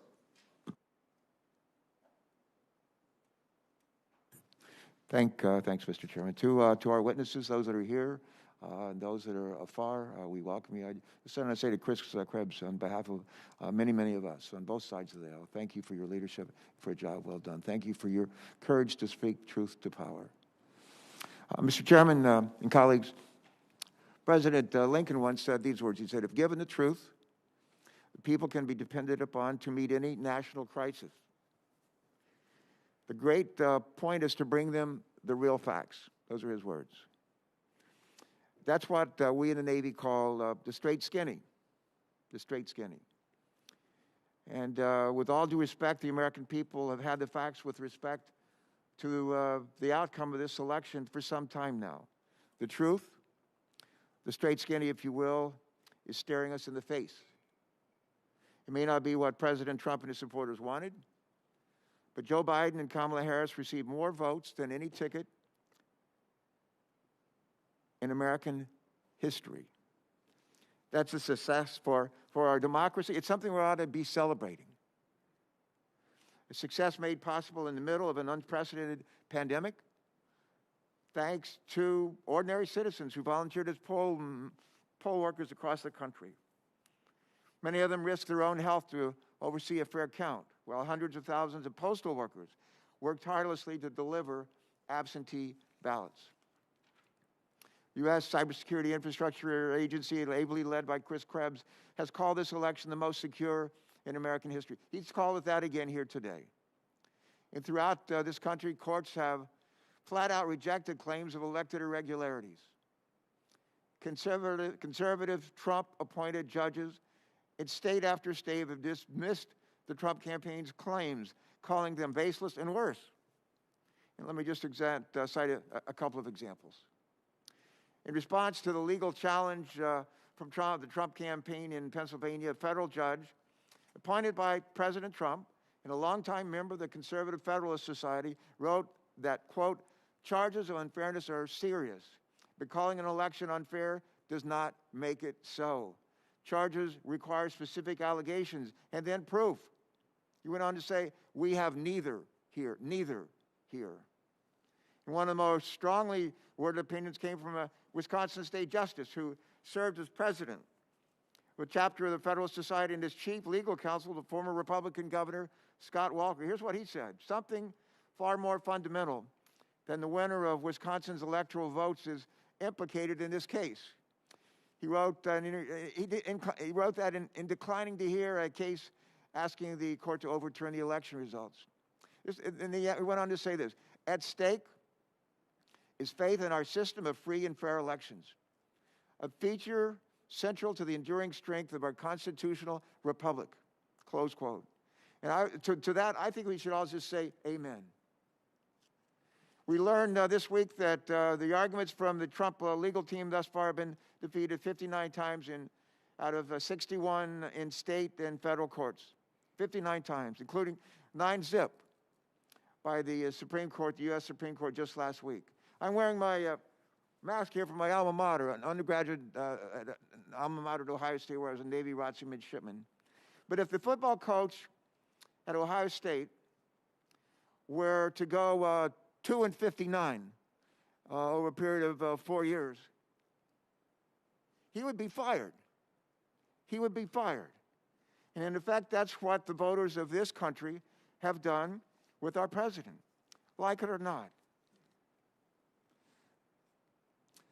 Those 61 cases, at least 59 of them, were not close calls. In suit after suit across red and blue states, in opinions written by liberal and ultra-conservative judges, the Trump campaign's largely contrived allegations have been rejected. 4 years after Donald Trump lost the popular vote by 3 million votes, Joe Biden and Kamala Harris won it by a whopping 7 million votes. And they received 306 votes in the Electoral College just earlier this week, a margin described 4 years ago by candidate Trump as a landslide. But what if the outcome is not as definitive 4 years from now or 8 years from now? What if? And with different judges on the bench, different candidates, and a lot less integrity and courage from state and local officials, a defeated party might somehow be able to steal an election. It's been alleged here falsely. Think about that. It somehow might be able to steal an election. Friends, that ought to scare the hell out of all of us. Meanwhile, many of the president's supporters across the country continue to spread misinformation and false allegations about the presidential election. The truth of the matter is, in a lot of states, many of the voters who voted for Joe Biden for president turned around on their ballots and they voted on down-ballot races. To our chagrin as Democrats, they voted Republicans. They voted for Republican in congressional races, in state legislative races, and more. You know what we call that in Delaware? We call it ticket splitting. It's as old as our democracy. It's not a conspiracy. It's plain and simple ticket splitting. We've done it before, and we're going to do it again. Let me go on to say that what we say in this committee and in this body matters. And if we continue to push what the courts have over time overwhelmingly called baseless claims of fraud, we not only risk permanent damage to our democracy, we also become complicit in threats and attacks against election officials and ordinary citizens. In Georgia, nonpartisan election technicians have faced death threats simply for doing their jobs. The Georgia Secretary of State and his family have received death threats. Mr. Krebs, our witness here today, a Trump appointee, has been bombarded with threats ever since an attorney for President Trump's campaign said on national TV, what did he say? He said, Krebs should be taken out at dawn and shot. And just this week, quote, credible threats of violence closed the Michigan State Capitol, and electors in Pennsylvania needed law enforcement escorts when they went to cast their votes. This is not the America that our founding fathers dreamed of. This is shameful. Enough already. We have work to do to get America back on track, starting right here in this Congress, in this House. All of us, Democrats and Republicans here in this body, need to do our jobs. And that's just the beginning. There are over 250 million Americans who need to be vaccinated. There are millions of businesses that need a helping hand. Tens of millions of students who need to be back in school getting an education. hundreds of thousands of hospital and nursing workers who just need a break. But it's going to be hard to move forward as a country with dispatch or as a Congress until we accept the clear results of this election and turn the page. In 1787, colleagues, delegates from 13 colonies convened in Philadelphia to debate the future of our country. You know, they disagreed on a lot of things, but they all agreed on this. They didn't want a king. In responding to arguments for the Trump legal team in Wisconsin, a member of the state Supreme Court there echoed these sentiments recently when she said to them, quote, "You want us to overturn this election so that your king can stay in power? That's un-American," close quote. And you know what? She was right. It is un-American. So, Mr. Chairman and colleagues, when Mr. Chairman's not sitting here, he's about voting, but when Chairman Johnson, when he became the leader of this committee in 2015, he pledged to run this committee, and I quote, "with a spirit of bipartisan teamwork, respect, integrity, and professionalism." You know, that's been the hallmark of this committee for years, for decades. And those words were reassuring to me. I know they were to our colleagues on this committee, to the staffs that we lead. And a few years later, when the chairman and I worked together to introduce and enact the Bipartisan Presidential Transition Improvement Act, he said, and I quote, "The peaceful transition of power from one administration to the next is the hallmark of our democracy," close quote. Those are words we hope and expect to hear from our leaders. Words that appeal to our better angels. Words that unite us, not divide us. And sadly, I fear that today's hearing may not be truly reflective of those words. I hope I'm wrong. But if I'm not, today's hearing could prove deeply disappointing to me and to the 330 million people that we serve across this nation. Let's not disappoint them. And as we continue with this hearing today, I would just say to our chairman, you ask our witness to stand and take an oath to tell the truth. It's only fair for all of us to hold ourselves to the same standard. If our nation's leaders don't embrace the truth in our daily discourse, then we no longer have a democracy that will endure. Calling an election on fire does not make it so. And spreading misinformation in this committee or any committee doesn't just stay inside these four walls. I'll conclude with this. I began my statement today with the words of Abraham Lincoln. I want to conclude it with the words attributed to Thomas Jefferson. Here's what he said. If the people know the truth, they won't make a mistake. If the people know the truth, they won't make a mistake. So let's tell them the truth. Let's tell them the truth today, tomorrow, and for generations to come. The truth will keep us free. The truth will keep us free. It always has, and it always will. Thank you. Thank you. The chairman ran down to vote quickly, and we are in the middle of a vote series, and so we're going to maintain the hearing and continue to be able to move through this hearing process, though there's two votes, and so you'll see us switching back and forth while he is running to vote. I'm going to sit in for a moment for the chairman, and I'm going to recognize myself for the next bat of questions. I happen to be next in line, so I'm not actually pulling time here, but I want to be able to recognize myself and be able to do that. When he returns, we'll switch out, and I'll run to vote, and then we'll run back and forth. December 2016, there was a poll that was done on if the American people believed that the Russians interfered and changed our election. At that time, 32% of the people believed that the Russians had influenced the outcome of the election in December of 2016.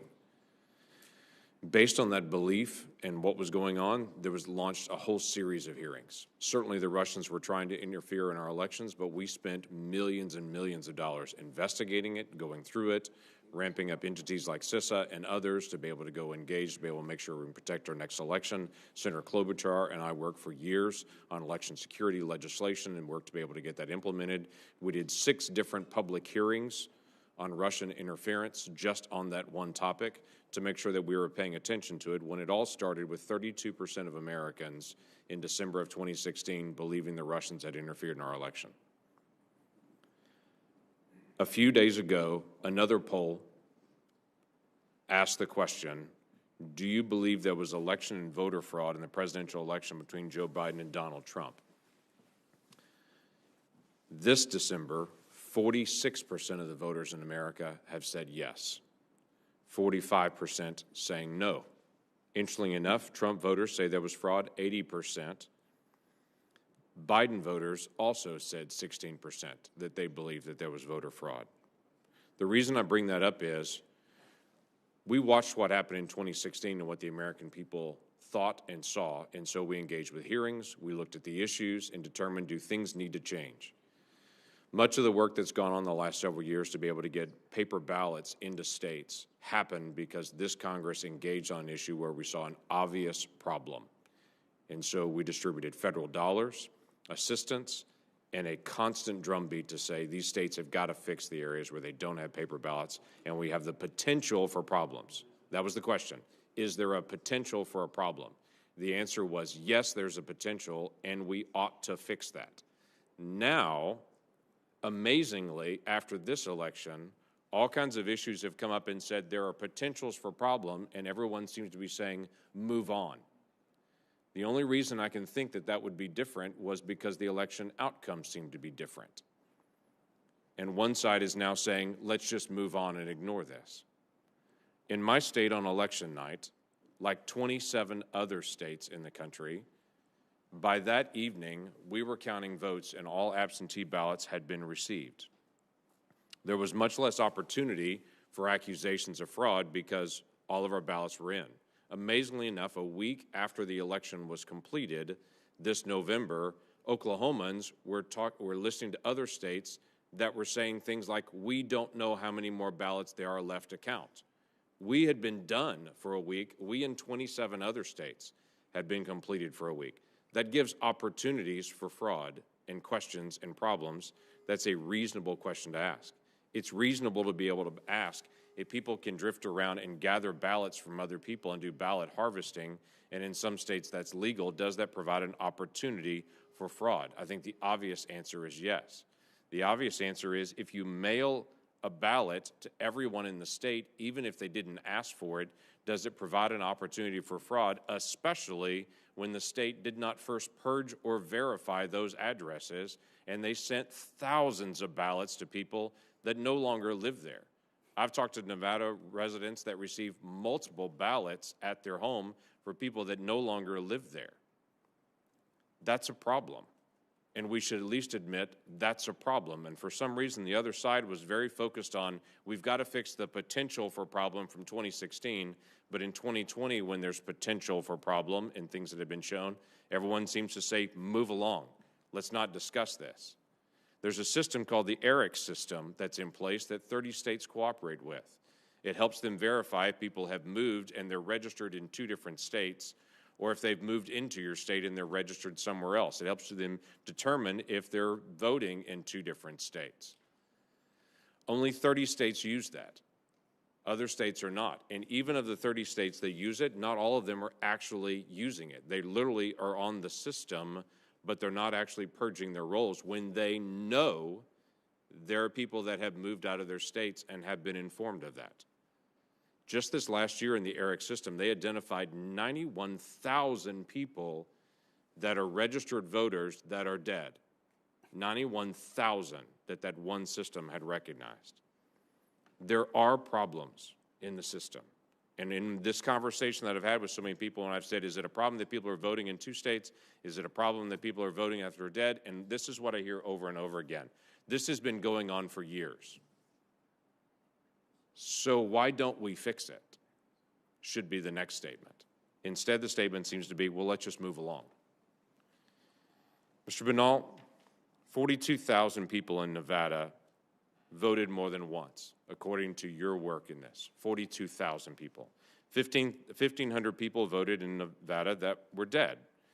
19,000 people voted though they did not live in Nevada, and they weren't a college student. 8,000 people voted from a non-existent address. 15,000 people voted though they were registered to a commercial address or a vacant address, and 4,000 people voted in Nevada that are non-citizens. My question to you is, in my state, when someone votes twice, and we do have that occasionally, and about 50 times a year that actually occurs in our state, we prosecute individuals that vote twice. Of this 130,000 instances that you have identified from the 2020 election in Nevada, do you know of any prosecutions currently going on in Nevada for any voter fraud? Not yet, Senator, and that's extremely important. These laws have to be enforced. We, of course, I represent the Trump campaign and the campaign's electors. I don't represent the government. We can't bring prosecutions. But if we are going to enforce voter integrity laws, they must be enforced, and we are confident that although it often takes a long time to put together a fraud case, although it takes prosecutors months, sometimes even years, to go through subpoenas and warrants and using the FBI to go investigate these things, once a good hard look at these cases is examined, an honest look, if we do that, there should be charges brought, because the ranking member brought up in his remarks that when you lose the principle of one person, one vote, the end result is authoritarianism. That's exactly what we're saying here today. Right, and that's a major issue. Mr. Chairman, could I ask for one additional moment? Judge Starr, you've raised twice this issue about Pennsylvania and that the laws of Pennsylvania were changed. In Oklahoma, we did State Bill 210 and State Bill 1779 because we saw with the pandemic there were going to be problems. So our legislature came into session, made a change to be able to adjust for how we were going to do early ballots and early voting. So because we knew that was the law that needed to be followed. Was that done in Pennsylvania, and does it matter who sets the law and the rules for elections? No, it was not done, unfortunately, in Pennsylvania. The governor sought to change the law. The General Assembly of Pennsylvania had met, reviewed, and made various and sundry changes and reforms. And then the Pennsylvania Supreme Court, building what the governor had done, made additional changes. And those, in my judgment, were complete violations of the United States Constitution and flagged as such preliminarily by Justice Samuel Alito. So the Oklahoma legislature did it the right way. Judge Starr, thank you very much. Senator Hassan. Well, thank you very much. Just want to test that folks can hear me. They can. Okay, thank you very much, Mr. Chair, and for our ranking member. I want to also thank all our witnesses for being here today. And I'd like to specifically acknowledge former CISA Director Chris Krebs. Director Krebs, I want to thank you for your work in standing up the agency as CISA's first director and in securing our elections. I remain deeply troubled by your abrupt and unjustified dismissal, which has made our country less safe. Now, more than ever, the challenges of this pandemic and our nation's increased reliance on online services requires the experience and steady leadership that you have displayed. Even so, I want to express my deep thanks to you and to the men and women at CISA for the work that you have done and will continue to do to help make our country and our communities safer. Now, I have 3 questions for you, Director Krebs. Let's start with this one. As the CISA director, you attempted to tackle disinformation campaigns via the rumor control effort by CISA. That's the name you all gave it. Rumor Control is a resource featured on CISA's website to debunk common misinformation and disinformation narratives. So first, in your time as CISA director, were you ever asked by any administration official to refrain from debunking disinformation or misinformation? Yes, ma'am. Thank you for the question. I was never directly approached on any rumor control changes or alterations. I understand my staff was. I told them that if anyone had any problems with what was on rumor control, I was the Senate-confirmed leader of the agency. Ultimately, I approved content, and they would need to come talk to me about that. And I never got that phone call or visit. But you are saying that staff did report to you that there was outreach from officials asking them to make changes? Yes, ma'am. Were you ever asked to take down an entry that debunked a conspiracy theory? Not directly, no, ma'am. Was your staff? They were asked about some of the content, and again, I reiterated and reinforced that I owned that content, and if anybody had an issue with it, they needed to come talk to me. Was it ever implied that your job was at stake if you didn't ease up on debunking disinformation? I certainly never interpreted any any statements or anything along those lines. No, ma'am.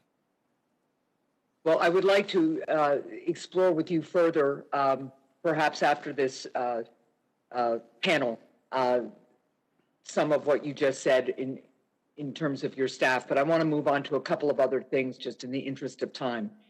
Director Krebs, given your experience with tackling disinformation, I want to talk about the post-election disinformation campaign that has been waged. The president and many others have tweeted outlandish claims of massive voter fraud and truly wild conspiracy theories. However, the president's lawyers won't or don't usually bring these same claims when they go into court. When they do, the judges, often conservative or Republican appointed judges, have dismissed them.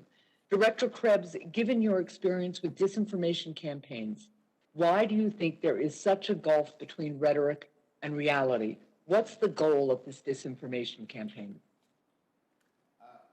I think generally that disinformation now, currently, particularly domestically, is being used to create confusion and drive a certain narrative. But our point with rumor control at CISA was about identifying, initially foreign activities, but it became more of a domestic or even uncertain origin.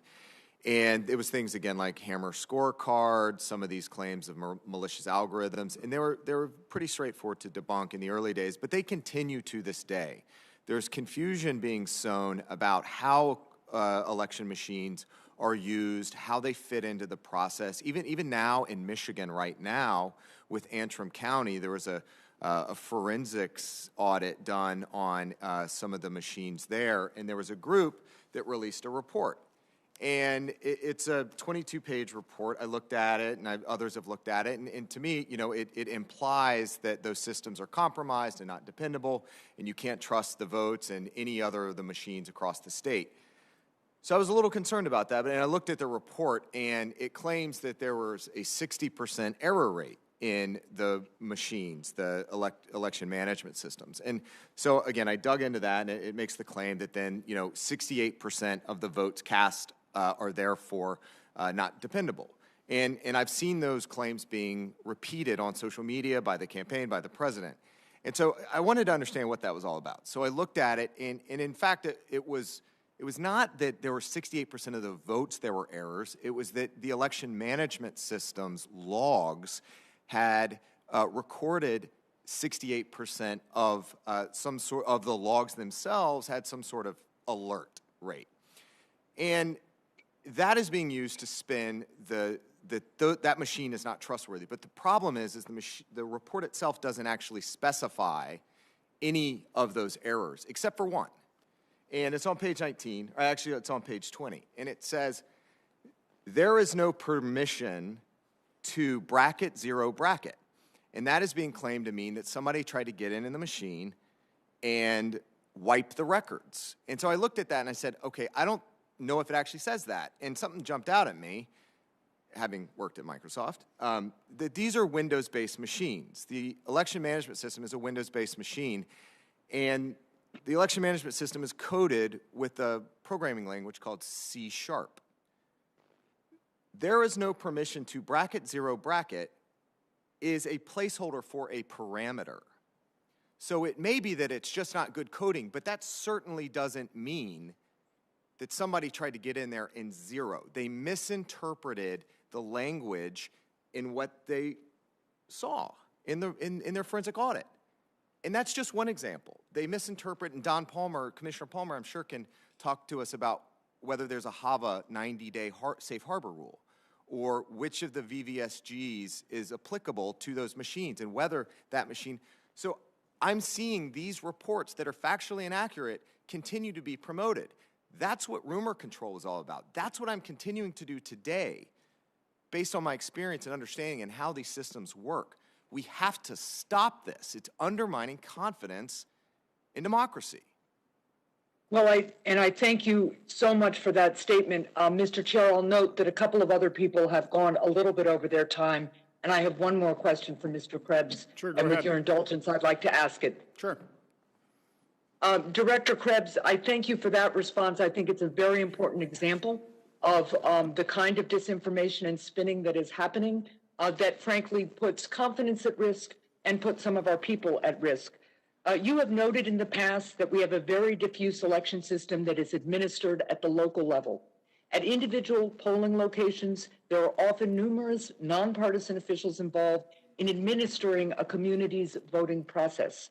That diffusion of responsibility also makes it extremely unlikely that there would be a single point of failure or fraud that could sway an election. Director Krebs, you have worked with the numerous election officials across state and local governments. Can you speak to how the diffuse nature of our election systems affects the security of our elections? And just also in the interest of time, I want you to comment too. Sadly, some of these nonpartisan officials at the local level have been subjected to harassment and even death threats. So can you speak to the impact of these threats? And do you think the president and his allies have done enough to condemn the threats of violence?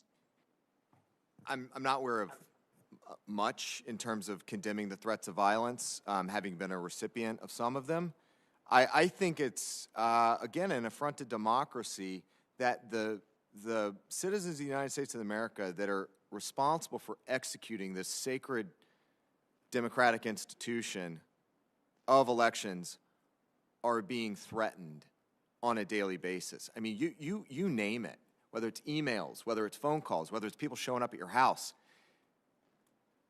This is not America I recognize, and it's got to stop. We need everyone across the leadership ranks to stand up. I think I would appreciate more support from my own party, the Republican Party, to call this stuff out and end it. We got to move on. We have a president-elect in President-elect Biden. We have to move on. These officials that are Republicans, look at Georgia, Brad Raffensperger, Gabriel Sterling, Jeff Duncan. These are Republicans that are putting country over party. They're being subjected to just horrific threats as a result. This is not America. Well, thank you, Mr. Krebs. Thank you, Mr. Chair, for your indulgence. And Mr. Krebs, thank you for your patriotism. Thanks, Senator Hassan. Senator Scott went to vote, so is Senator Rosen available?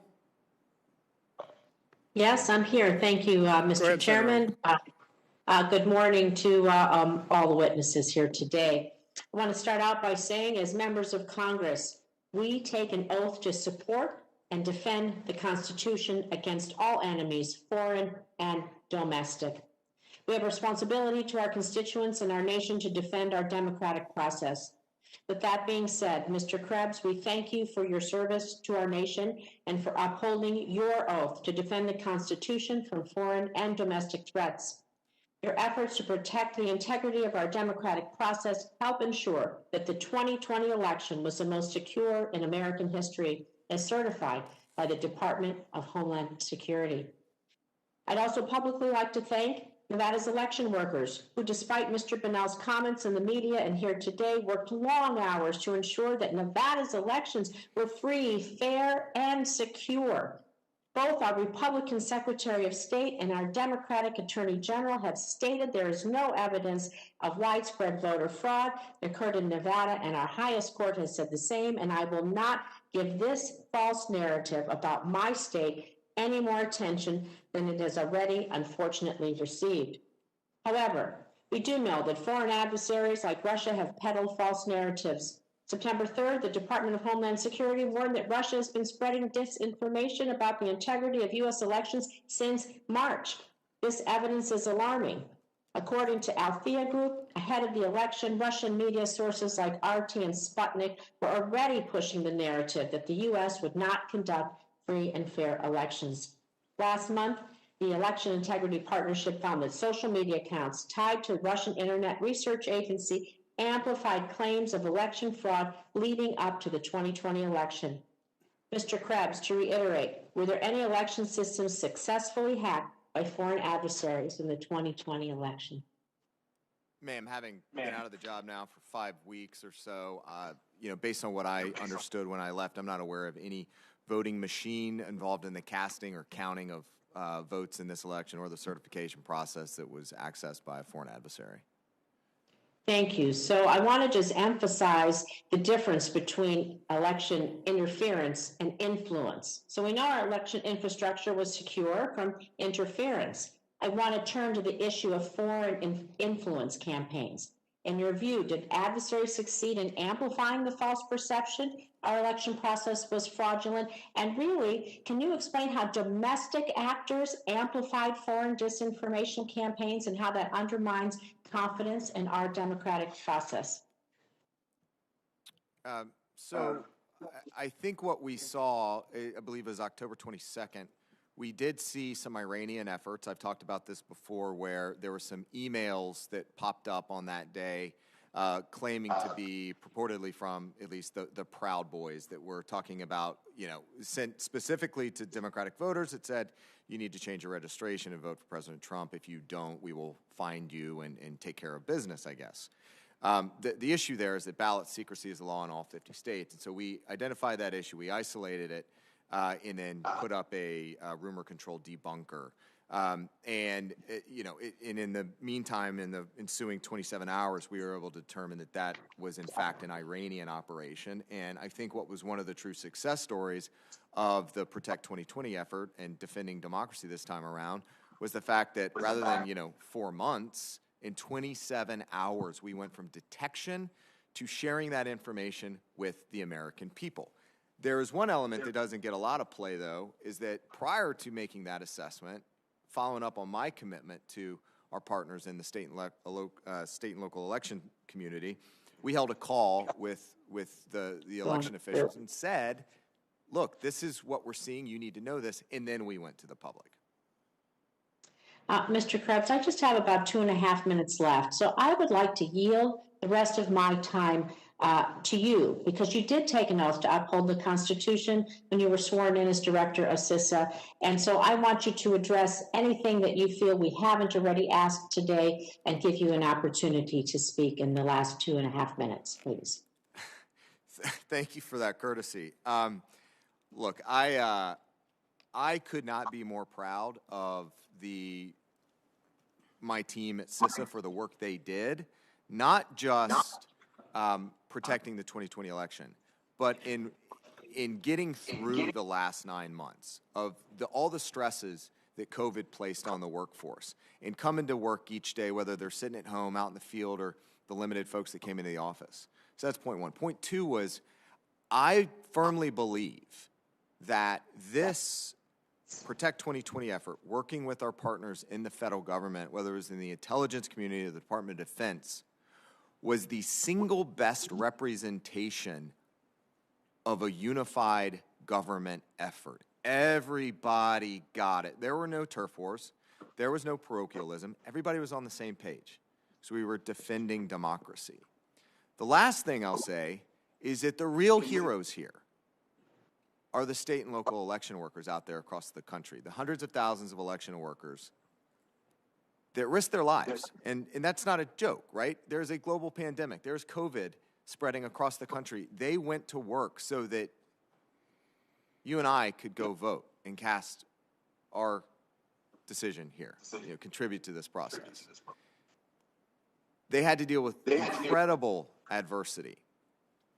And then at the end of it, risking their lives, they get death threats for doing their jobs, for standing up, speaking truth to power, putting country over party. That's got to end. We're going to have to move past this somehow. I've said before that democracy, yeah, we survived this, I think. It was strong enough to survive, but democracy in general is fragile. It requires commitment and follow through on both sides. If a party fails to participate in the process and instead undermines the process, we risk losing that democracy. We have to come back together as a country. Again, I thank you for being here. I thank you for you and your teams around the country for keeping us safe and working so hard in this past election. Thank you. Thank you, Senator Rosen. Senator Scott is not back yet. Senator Portman, are you on WebEx?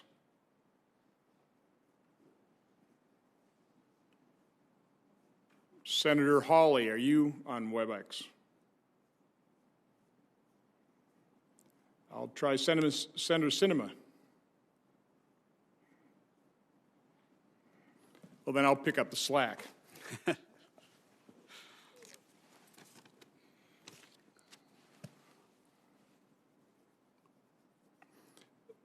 Mr. Binnall, I want to explore a little bit further in terms of what access you did not have to the information you requested to verify this. Again, I value the paper backups, I value the controls, but they're only as good as they're actually used, and they only provide confidence to the extent that it's a transparent process. So just speak a little bit to what you had access to, what you did not have access to, what you're denied, and then go ahead.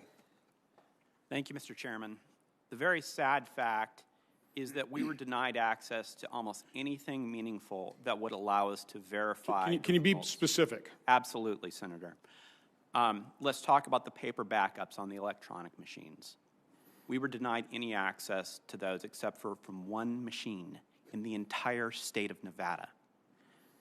We were denied that access. That I wish I could have quoted Mr. Krebs when we were fighting our discovery fights at the, in Nevada, saying how important it was to get access to these. We couldn't see any paper backups, and on top of that, the printers on the machine were malfunctioning at such a high rate. We doubt that the paper backups were actually giving us anything of use anyhow.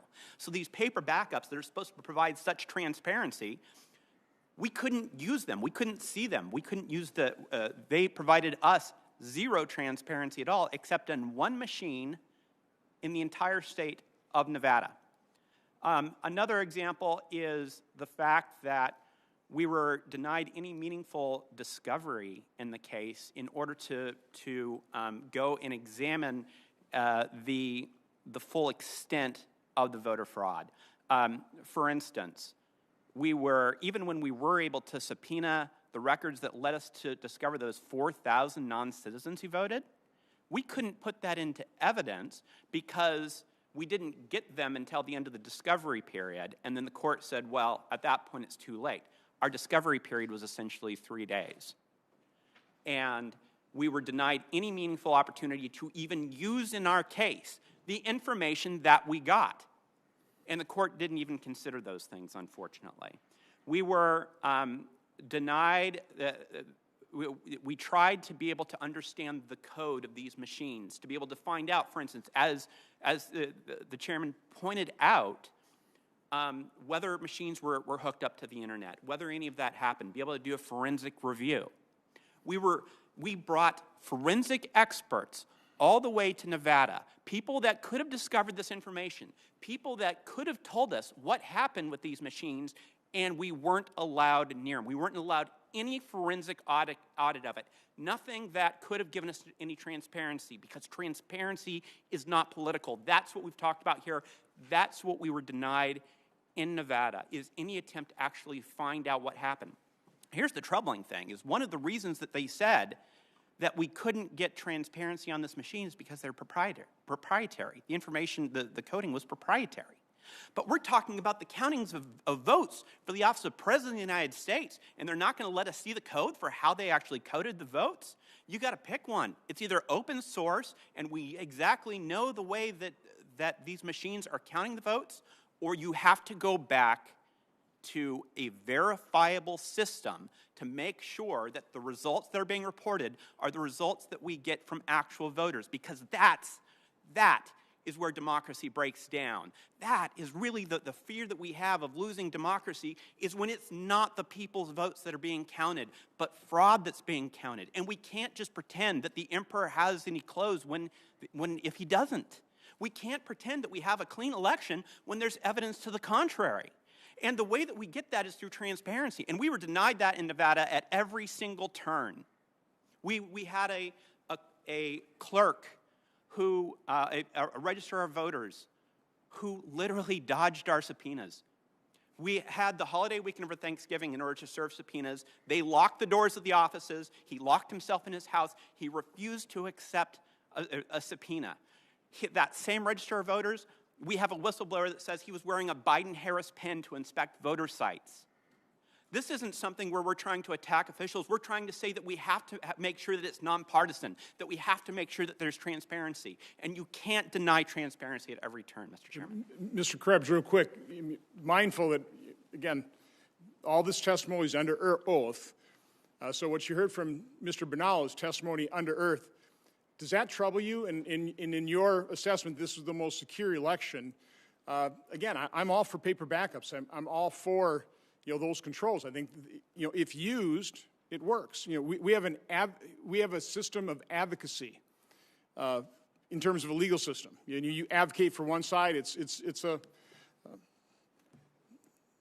combative system, but both sides have to have information. Does that trouble you in terms of lack of transparency that Mr. Binnall is testifying to under oath? I think a couple things here. One is that in Commissioner Palmer's opening statement, he talked about the certification process to the voluntary voting systems guides, the certifications that happen at the state level, the logic and accuracy testing of these machines, the parallel testing that happens the day of or during the election process, the sampling and forensic audits. We saw Georgia do that with a number of their machines to ensure that the hashes match what they expected.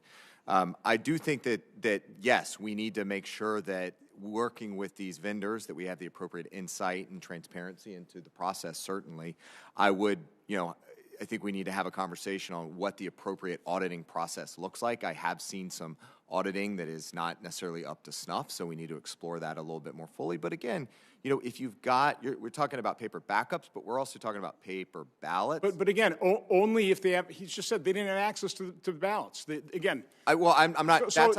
Again, all I'm asking, does that trouble you that there wasn't that kind of a transparency, or are you challenging his testimony? Oh, of course not. Okay, so again, this system is, we only have confidence in it if it's completely transparent and somebody who's challenging results has access to the information. The paper ballot backup can have their forensic experts take a look at the computer systems, and that wasn't afforded. I'm just asking, does that concern you? I think that there are multiple controls in place throughout the system. If there is a legal mechanism at the back end that allows for independent third-party auditing. But that's the problem. The legal system didn't allow for the transparency. Okay, you can talk about all these controls up front, but then in the end, where there are affidavits signed and people are making charges, when you can't obtain the evidence to actually try it in court, and your evidence is denied in court, do you understand how that frustrates people? And that's the problem. That's why there's suspicions, because this was not, in so many cases that we've heard about, a transparent process. But with that, I'll turn to Senator Scott. Thank you, Chairman Johnson. And I want to thank Chairman Johnson for taking all the heat for hosting a hearing like this. I think it's the right thing to do to get people to feel comfortable that our elections are free and fair. And if this one wasn't, that the next one will be. This is 2 years ago I got elected. I won election night by 54,000 votes. And Chuck Schumer sent a lawyer down and basically said, I don't care what the votes are, we're going to win through the courts. And we went through unbelievable number of lawsuits. We had, I think, something like 1,000 lawyers working with us. We went through 2 recounts. And he didn't care what the votes are. Chuck Schumer's goal was to win, and his lawyer was just to win through the courts. It didn't matter what the votes are. It didn't let me come to orientation. And so when I watch this stuff now, I did not remember one Democrat in this entire country say, that's not right. You shouldn't be doing it that way. They were all in on this, and nobody complained. So we've got to figure out how to do this where people feel comfortable. I can tell you, I live in Naples, Florida. Every time I go out, people come up to me and they're frustrated with the unfairness of the system. Now, of course, these are people that wanted Trump to win. They think that he lost unfairly, but they're mad. They're mad that because they hear about what happened in Wisconsin, they hear about what happened in other states, and then they're furious that they think the whole system's rigged. So one thing I did is in September, I put out a bill called the Voter ID. We do absentee ballots, and it actually works in Florida. You have to be a registered voter. Your signatures have to match. You have to get your vote in, ask for your vote early. You have to get your vote in on time. It's your problem if you don't. It's not somebody else's. You don't get to vote after the fact. Your vote doesn't get to come in after the fact and somebody count it. Although 2 years ago, the Democrat lawyer tried to do that. And we know that we get the votes out on time. We did it this time. So it seems to me that if we want people to feel comfortable in this country that these elections are fair, you have to show your ID. You can't be doing same-day registration, because how can you tell if somebody is legal, illegal? I mean, how would you know? Do they live in that state? How would you know? You got to let people be able to watch ballots being opened. We had 2 election supervisors that were removed because of what they did in my election. And they were clear. They completely violated the law, and they found and tried to count 95,000 ballots after election night. Not in my favor, of course, in the Democrats' favor. So Judge Starr, what do you think about the need to have local elections? Because I think what Mr. Krebs said is right. One of the reasons why we have good systems here is we don't have a national system. We have a local system. But should we have national standards? Should you have to have ID? Should your signatures have to match? Should you have to be, you can't get registered on the same day that you vote.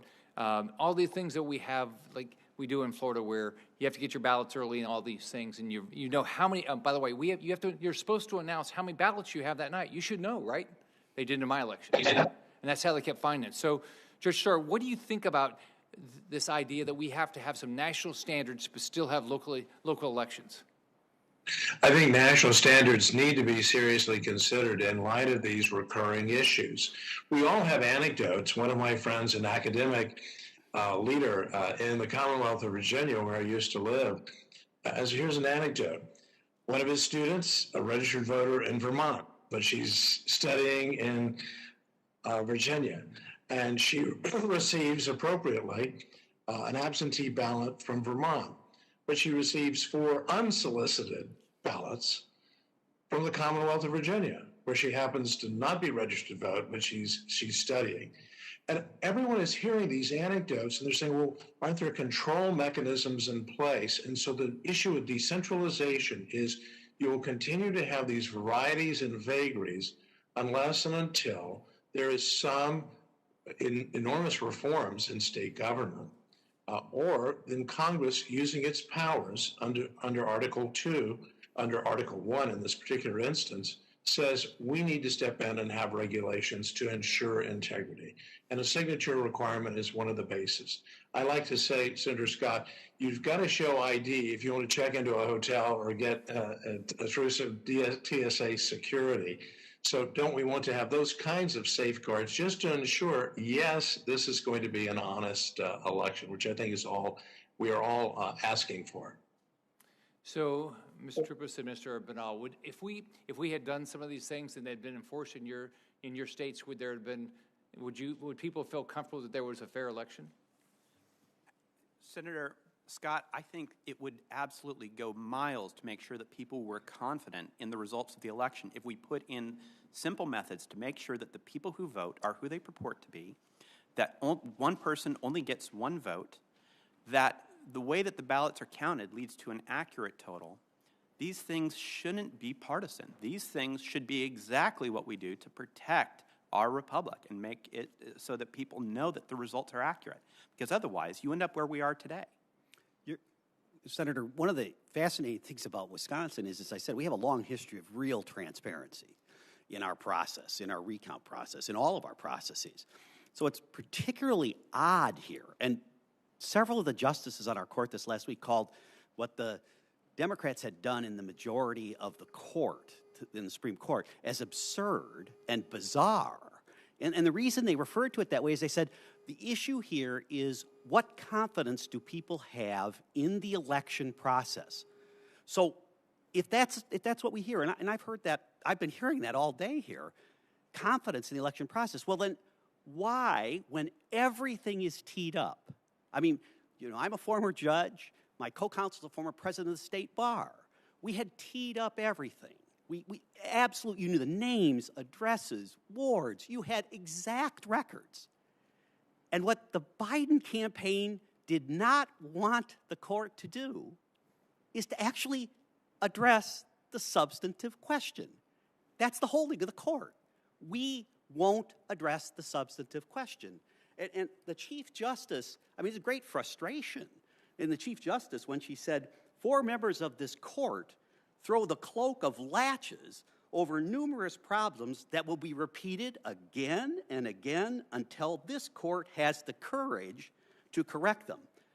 Candidly, it was all Democrat talking points.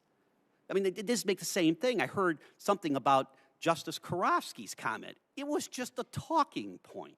And I guess the frustration you hear from those of us who are serious lawyers, who have taken this seriously, is that when we pose these matters to courts, we expect them to address them. When they don't, it undermines the integrity of our system. That's what's going on here. The frustration that you hear, even in good Democrat circles, is if the courts don't address these, who's going to? Aren't they the ultimate arbiters? There's no dispute that the election would have turned out differently in Wisconsin if, according to our allegations and according to our proofs, the court accepted those, that the election result would be different. But instead of addressing the substantive claims, the Biden campaign argues, don't talk about them. Don't address them. And that's why I thanked Senator Johnson when he first called and asked if I would talk, because if you don't inquire here in the Senate, and as Ken Starr said a minute ago, if you don't do this inquiry, there really isn't going to be any analysis, and there isn't going to be an opportunity to get the very integrity that we all want. I mean, as I said, as a former judge, and this is a serious matter to me, and no one suggested at any point in the process that the allegations in Wisconsin are anything but serious and substantive and documented. And yet a court takes the Biden line and says, we're just not going to talk about it. And that's just wrong, and that's the reason, one of the reasons, people don't trust this outcome. Yeah. In Florida, we have a lot of people that moved from South America, and so a lot of them have said to me, how is this different than what Maduro's doing? Right? So, and part of it is, people don't have enough information, but it's so simplistic when you hear about people that are dead that are vote, people that don't live in the state that vote, and you hear all these things, and there's no recourse. So we've got to figure this out. We've got to be able to prevent this from, I don't know if anything will happen with this election, but clearly we can't let this go on for the next election. Certainly. Thank you, Chairman. Thank you, Senator Scott, and I completely agree. You have to air these. You have to have the information. This is not a dangerous hearing. This is an incredibly important and crucial hearing. But thank you for participating in it. Senator Portman, are you available by WebEx? I am, Mr. Chairman. Thank you. I've been moving around the Capitol as we've had to vote, but I was at the hearing earlier, and I appreciate the witnesses and all the information we've received. And, as I look at this issue and even watch some of the back and forth today between our colleagues, it seems to me that pulling this out of politics a little bit and having a bipartisan group that is more independent look at the issue is a good idea, in part because most of us don't believe that this ought to be something that the federal government usurps from the states. In fact, we believe that the Constitution got it right, and that, generally speaking, it's better to have the states handle this. But there are obviously many disparities between how the states do it. So there was discussion earlier, I think it was of the Carter-Baker Commission. I would ask you, Mr. Starr, is this time for us to establish a commission?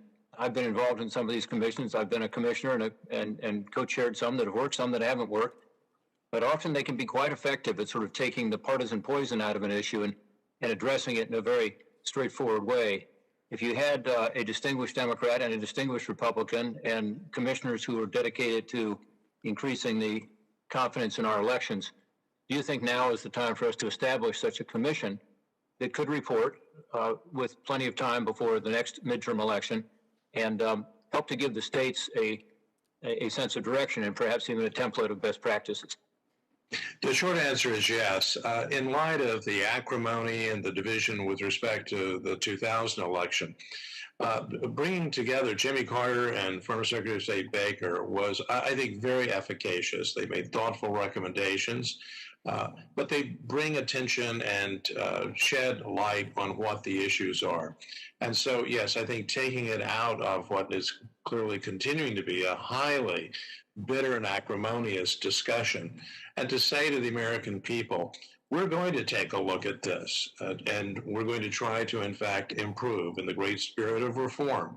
We want honest elections. Abraham Lincoln, the subject of the fraudulent mail-in campaign. Let's not lose sight, even though I'm thankful that foreign interference and so forth, and I very much admire Mr. Krebs and all that. But we're really talking about down in the boiler room, so to speak, of American elections, and that's where I think these reforms need to be, and safeguards need to be in place. Well, thank you for that. And I'm looking forward to working with one of my Democratic colleagues to try to promote this idea. We've had some discussions of it already, and I think, again, today, what we've heard is indicative of the degree of intensity on this issue and the need for free and fair elections. I think everybody agrees with secure elections, absolutely.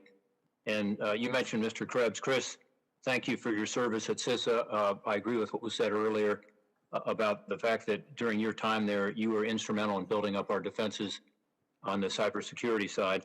Particularly, thank you for working with Ohio Secretary of State Frank LaRose so well. Frank LaRose and you, I think, we're able to provide some examples for other states. As I understand it, you can speak to that.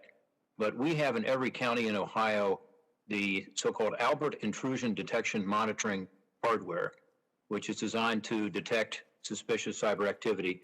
Can you comment briefly on the benefits of using this kind of detection and monitoring hardware and how it worked? Yes, sir. First off, I want to thank you for actually just the state of Ohio. For some reason, in my senior staff in my front office, two of my top 3 advisors happen to be from Ohio. So you're doing something right there. The Albert systems are intrusion detection. I'm going to put on my mask after you said that, since Carper had his Ohio mask on earlier. So the Albert systems are intrusion detection systems that effectively sit on the network, sit on the wire, that capture traffic, that we can work with our intelligence community partners and develop what's known as signatures, looking for known malicious activity or known interaction with suspicious IP addresses, just looking for bad interaction. And it gives us a good insight into what sort of behaviors may be happening on those networks. And they are actually pretty key after the 2016 election. Once we were able to get a sense of what was happening in Illinois, we could load up some of those signatures and then go do forensics. It is a passive system. It's a forensic system. Where we need to go, though, is building on the trust we've developed through the Albert Centers and through the ISAC and through the coordinating councils, to start deploying more advanced technologies. And I'm specifically talking about some of the endpoint detection and response capabilities that will actually sit on a computer in a state and local office and be more of a real-time monitoring and mitigation capability. That's how we continue moving forward. We need the same capability in the federal government. We're not there yet, but we have to continue advancing, and I think Congress has... I'll stop there. Yeah, Chris, and I, again, as you know, I've talked about this. I appreciate what you did for elections. I also am very concerned that our federal government is not up to the task generally, and that's another topic for another hearing, perhaps one where you'll be back to testify. But look what's happened just recently. In the last week, we found out that a very sophisticated group of hackers got into the computers of some of our most sensitive agencies, and so we obviously have a lot of work to do. And I'm not suggesting that CISA was at fault there. But on the other hand, I think we have not yet given even CISA adequate resources and authority to be able to handle all these issues, not just the election issues. But obviously, we have a huge problem right now with cyber attacks, and we don't know all the details yet. And I want to ask you to get into stuff you don't know about, but it was a massive cyber attack on federal agencies that undercut our national security. We know that. By the way, Senator Paul earlier talked about the fact that there has been some lack of understanding between what you testified to and what you stated as to the election being secure from cyber attacks and this notion that there were not instances of irregularity and fraud in this election, which of course there have been in every election in the history of our country, and there were in this election, and we've heard about some of those today. Is Senator Paul correct? And I guess I would slightly amend what he said. He said that your focus was just on foreign adversaries. My sense is your focus was not just on foreign adversaries, although you feel fairly confident that that did not happen this time. And obviously, based on what happened in 2016 with the Russians, this is good news, but also with regard to domestic cyber attacks. Is that what your report was about? Is he accurate in saying that? Yes, sir. So, you know, when you come into federal office, you pledge the oath to uphold and defend the Constitution from threats, foreign and domestic, and that's what we did. The focus of the statement, the joint statement, was security. It was secure. I think terms have been conflated here. You know, alleging that we were speaking to the fraud aspect. We absolutely were not. We were talking about security, hacking, manipulation of these machines. That was the thrust of the statement. Yeah, I think that's very important to point out, and I think a number of people were confused about that, including perhaps some folks in the administration. Post-election, there's been a lot of talk about signature matching, and I'll end with this, Mr. Chairman. I know we're getting over time here, but in Ohio, what we do is, and we've been doing this for 15 years quite successfully, we send out an application for an absentee ballot. It's then a no-fault absentee. That's how I vote. But you have to send in an application with, including a signature. Those signatures are checked. Then the signature on the actual ballot, once you receive the ballot, you send that in. You have another signature, that's checked. And then, of course, the two are compared. They also, in Ohio, have access to other signatures if there is some confusion as to whether it might be the right person or not. Could you, Mr. Krebs, or others, perhaps comment on that system? Is that a good way to ensure that you have the protection that we all want to have, that the person who requested the ballot is an eligible voter, and that the return ballot was completed by that same person? Not an expert on the system. Seems reasonable to me. Anybody else want to comment on that? Sir, this is State Representative Frank Ryan. I would tell you that that is a good system, and that would alleviate a significant number of the concerns that I had in the election. And based upon some of the comments that were made by many of the senators and the testifiers, I would indicate that we saw a major problem with the dot-com bubble in 2001, which led to the Sarbanes-Oxley bill, much of which is the basis of my testimony today. Then in 2008 and 2009, we had the crisis that happened in the banking industry with the no documentation loans. We saw how that worked out and led to the Dodd-Frank bill. I would hope that would happen in 2000 elections and in the Abraham Lincoln election. In this most recent one in 2016 and 2020, there would be similar legislation that could help us restore the confidence that people have that there's some degree of uniform perspective about the requirements that each of the states needs to be able to comply with. What Ohio is doing would have alleviated a major amount of the concerns I had when we had a Supreme Court that decided to legislate from the bench. And Mr. Chairman, if I may say just a word, and that is, I think what Senator Portman, you have identified is a best practice. And it certainly qualifies as one of the things that perhaps a commission, if one is found, could say, we have canvassed the entire 50 states, and here are the best practices. The recommendations could be based on experience as opposed to simply theoretical constructs. Let's just see what has worked in the various states with reputations for honesty and integrity. Yeah, that would be the objective. Thank you, Mr. Starr, and thank you, Mr. Chairman, for your indulgence. Thank you very much, Senator Portman. Now, on behalf of the chairman, I'm going to recognize myself. So thanks to the witnesses for being here. I just want to say how important it is that we're having today's hearing. Let me just give you an example why. Yesterday, I'm from the state of Missouri. Yesterday, I was talking with some of the constituents back at home, a group of about 30 people. Every single one of them told me that they felt they had been disenfranchised, that their votes didn't matter, that the election had been rigged. These are normal, reasonable people. These are not crazy people. These are reasonable people, and who, by the way, have been involved in politics. They've won, they've lost, they've seen it all. These are normal folks living normal lives who firmly believe that they have been disenfranchised. And to listen to the mainstream press and quite a few voices in this building tell them after 4 years of nonstop Russia hoax, it was a hoax. It was based on, the whole Russian nonsense was based on, we now know, lies from a Russian spy. The Steele dossier was based on a Russian spy. After 4 years of that, being told that the last election was fake and that Donald Trump wasn't really elected and that Russia intervened, after 4 years of that, now these same people are told, you just sit down and shut up. If you have any concerns about election integrity, you're a nutcase. You should shut up. Well, I tell you what, 74 million Americans are not going to shut up, and telling them that their views don't matter and that their concerns don't matter and they should just be quiet is not a recipe for success in this country. It's not a recipe for the unity that I hear now the other side is suddenly so interested in after years of trying to delegitimize President Donald Trump.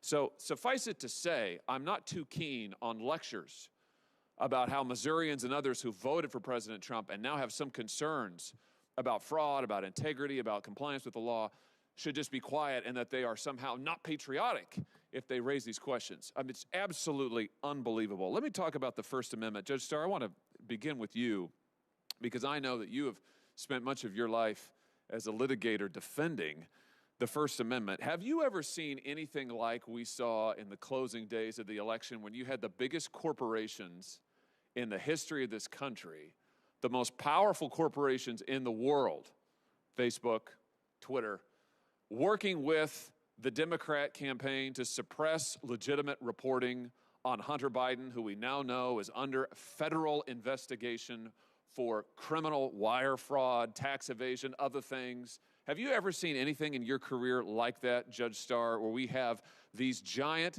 corporate conglomerates censoring and suppressing news directly bearing on an election weeks beforehand and doing it apparently in conjunction with one of the major political parties? Have you ever seen anything like that? No, I think we live in a new age, and we need to go back to great lessons from constitutional law, as you well know, Senator Hawley, and Justice William Brennan, an icon of the Warren Court, saying that our democracy is based upon robust and uninhibited debate. And Justice Oliver Wendell Holmes saying, let's test things in the marketplace of ideas. You can't test places, ideas and theories unless you allow the marketplace of information communication to flourish. Well said. I agree with that 100%. And, you know, it's an extraordinary thing not to be able to get. I've had Jack Dorsey, Mark Zuckerberg under oath. We've asked them, did you coordinate with the Democrat campaign? How was it that within minutes of this story breaking, that both of those major corporate giants decided that they would suppress this story and exactly what the Biden campaign wanted them to do? They won't answer questions. I've asked the FEC to determine whether or not this was an illegal campaign contribution on the part of these corporate entities, and I just can't fathom why anybody who cares about free speech in this country would be fine with these mega corporations controlling what people can and cannot say and trying to intervene in a presidential election. Let me ask you, Judge Starr, about something else. Let's talk a little bit about mail-in balloting. In your written testimony, you discussed the findings of the Carter-Baker Commission, and you've mentioned that again here today. That commission commented on the use of mail-in ballots after the 2000 election. Can you tell us a little bit about that commission's finding on mail-in ballots, as you recall it, and talk about some of the warnings that commission put into place? Yes, the commission was referring to absentee ballots, but of course, in light of what has happened in this presidential election, we're now talking about the unprecedented use of mail-in ballots. And their concern and their warning of former President Carter and Secretary of State Baker is that this is a mechanism or a platform for fraud and abuse. Be careful about it. Have safeguards in place. And I think that's at the bottom what some of these concerns are. How did dead people vote, accepting that allegation from Nevada? It is because of inadequate safeguards. The dead person didn't walk into the ballot, into the voting booth and vote. Someone voted for him or her. We have to have those safeguards in place, and that's what the commission was saying and issuing that fervent warning that it may get worse in a deeply divided country. 26 states, as I understand it, when it comes to mail-in voting, Judge, 26 states now in this country allow third-party ballot harvesting of mail-in votes. That's where you can pay a third party to go distribute the ballots. And you can't do this in my home state of Missouri because we have control similar to those in Ohio that Senator Portman was talking about. But in other states, 26 states, you can pay a third party to go distribute the ballots. You can pay a third party to pick up the ballots. There's no chain of custody there. There's no verification. This seems to me an invitation to fraud and abuse. I've introduced legislation to end third-party ballot harvesting nationwide, to make it illegal nationwide. Would you agree, Judge Starr, that looking at something like third-party ballot harvesting is a common sense approach? By the way, some House Democrats even have endorsed this approach. Would you agree with me that that's a common sense place to start when we think about preventing fraud and addressing it in our elections? Yes, because the opportunity for fraud and abuse is so rife and omnipresent with that kind of, if I may now call it that, worst practice. So many states have best practices. We heard from Senator Portman about Ohio. Other states have these safeguards in place. Let's put safeguards in place, but one of them is let's eliminate practices that are so prone to fraud and abuse. And I think that's just the very beginning of what we should do. We should also make sure that poll watchers from both parties can be present at all times, that there are eyes on ballots, cameras on ballots at all times, that there's signature verification requirements that are mandatory, that there's mandatory reporting requirements about where we are in the count, where the states are, so the states just can't go dark for days at a time. All of this stuff ought to be common sense. There is no reason we should just shrug our shoulders and say, well, fraud happens all the time, no big deal. It is a big deal. It's a very big deal. And for millions and millions of Americans in this election, it's a very, very big deal indeed. Thank you, Mr. Chairman.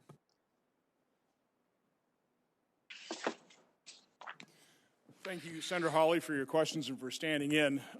Based on one question and the answer from Judge Starr, I just want to read from my opening statement from last hearing. In his reflections on progress, peaceful coexistence, and intellectual freedom, Russian dissident Andrei D. Sakharov wrote, quote, "The second basic thesis is that intellectual freedom is essential to human society. Freedom to obtain and distribute information.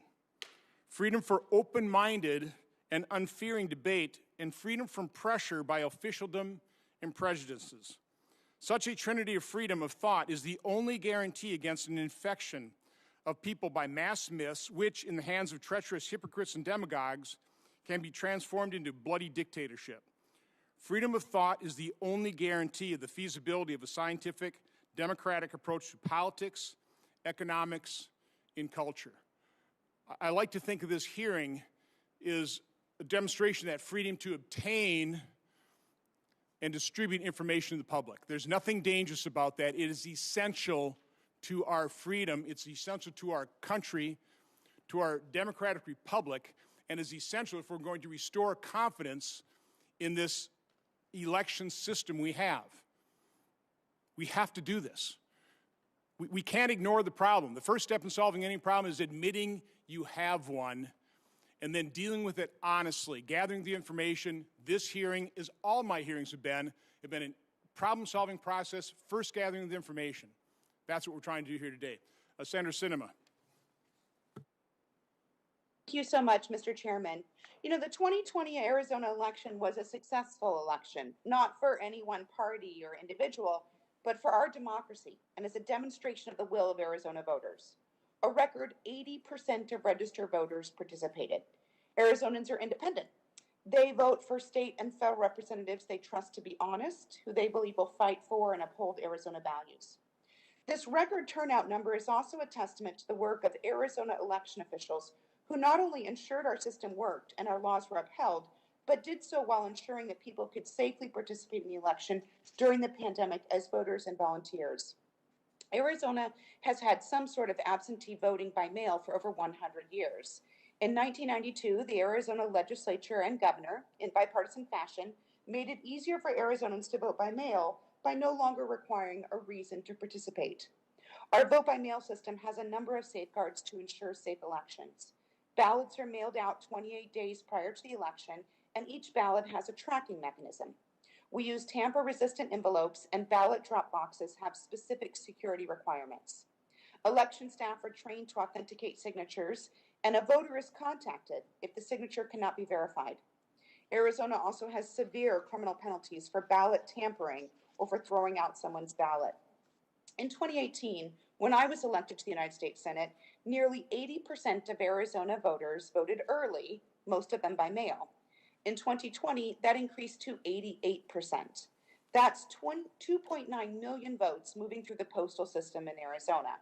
Arizona's postal workers put in long hours, many working 65 hours a week for weeks on end, to ensure that ballots got to voters and were returned by state deadlines so they could be counted. Even though many postal facilities in Arizona are short-staffed right now, these essential workers didn't shy away from the challenge or the need to protect our democracy. Arizonans know it takes time to count our votes and determine election winners. When I was elected to the Senate, I was declared the winner 6 days, but it took 12 days to finish counting the votes. Now, that's not an indication of fraud. It shows that election officials are following the law and counting all the votes. That's how elections have worked in Arizona since our state adopted widespread mail-in voting. And it's how things worked in Arizona again in 2020. Our elections this year produced bipartisan results, where members of both parties won elections. Arizona's statewide elected officials from both parties have also confirmed that our election was fair, just, and without fraud. Katie Hobbs, Arizona's Democratic Secretary of State, on December 9th said this about our election. This election is one for the record books for a number of reasons. Participation was at a historic high, as was interest in the inner workings of this civic process, which is the kind of scrutiny that pushes the process to be better. I have full confidence in this election. That confidence has been affirmed by the courts. On November 20th, Clint Hickman, the chairman of the Maricopa County Board of Supervisors, a Republican, said, "No matter how you voted, this election was administered with integrity, transparency, and most importantly, in accordance with Arizona state laws." And on December 4th, the Republican Speaker of the Arizona State House, Rusty Bowers, rejected calls for the state legislature to change the result of Arizona's election. Here's his quote. "As a conservative Republican, I don't like the results of the presidential election. I voted for President Trump and I worked hard to re-elect him. But I cannot and will not entertain a suggestion that we violate current law to change the outcome of a certified election. I and my fellow legislators swore an oath to support the U.S. Constitution and the Constitution and laws of the state of Arizona. It would violate that oath, the basic principles of Republican government, and the rule of law if we attempted to nullify the people's vote based on unsupported theories of fraud. Challenges contesting the Arizona election were brought to the courts and dismissed, including a unanimous ruling by the Arizona Supreme Court confirming a lower court ruling upholding the results of the election challenge. This is how our system works. If there are concerns of fraud or abuse, the courts consider the evidence and make a ruling. Now, I have a few questions for Mr. Krebs. During your work at the Cybersecurity and Infrastructure Security Agency, did you find any evidence that disputes the statements I shared from elected officials regarding the integrity and fairness of the 2020 election in Arizona? No, ma'am. More broadly, what evidence can you offer to support the idea that the election across the country, not just in Arizona, was fair and secure? Again, it's those layered security controls that are in place before, during, and after an election. The thing that I always like to point back to is that increase of paper ballots across the country and the ability to then conduct post-election audits. In Arizona, I believe it was a 2% audit. In Georgia, they did a risk-limiting audit that then triggered a full hand tally. The outcomes were consistent, 5% audit in Wisconsin, 2% audit in Pennsylvania. You know, those are the sorts of things that give you confidence in the process when you can go and recount the ballots over and over and over. What lessons should we learn from the 2020 election as we plan for future elections? We need to invest in democracy. First and foremost, we need to fully eradicate those machines that don't have paper ballots, so those direct recording electronic machines. There's only one state that's statewide, and that's Louisiana, but they are throughout Texas, Indiana, Tennessee, and a couple other states, including New Jersey. We need to get those out of the system, so Congress needs to fully invest in a risk-based approach to eradicate those.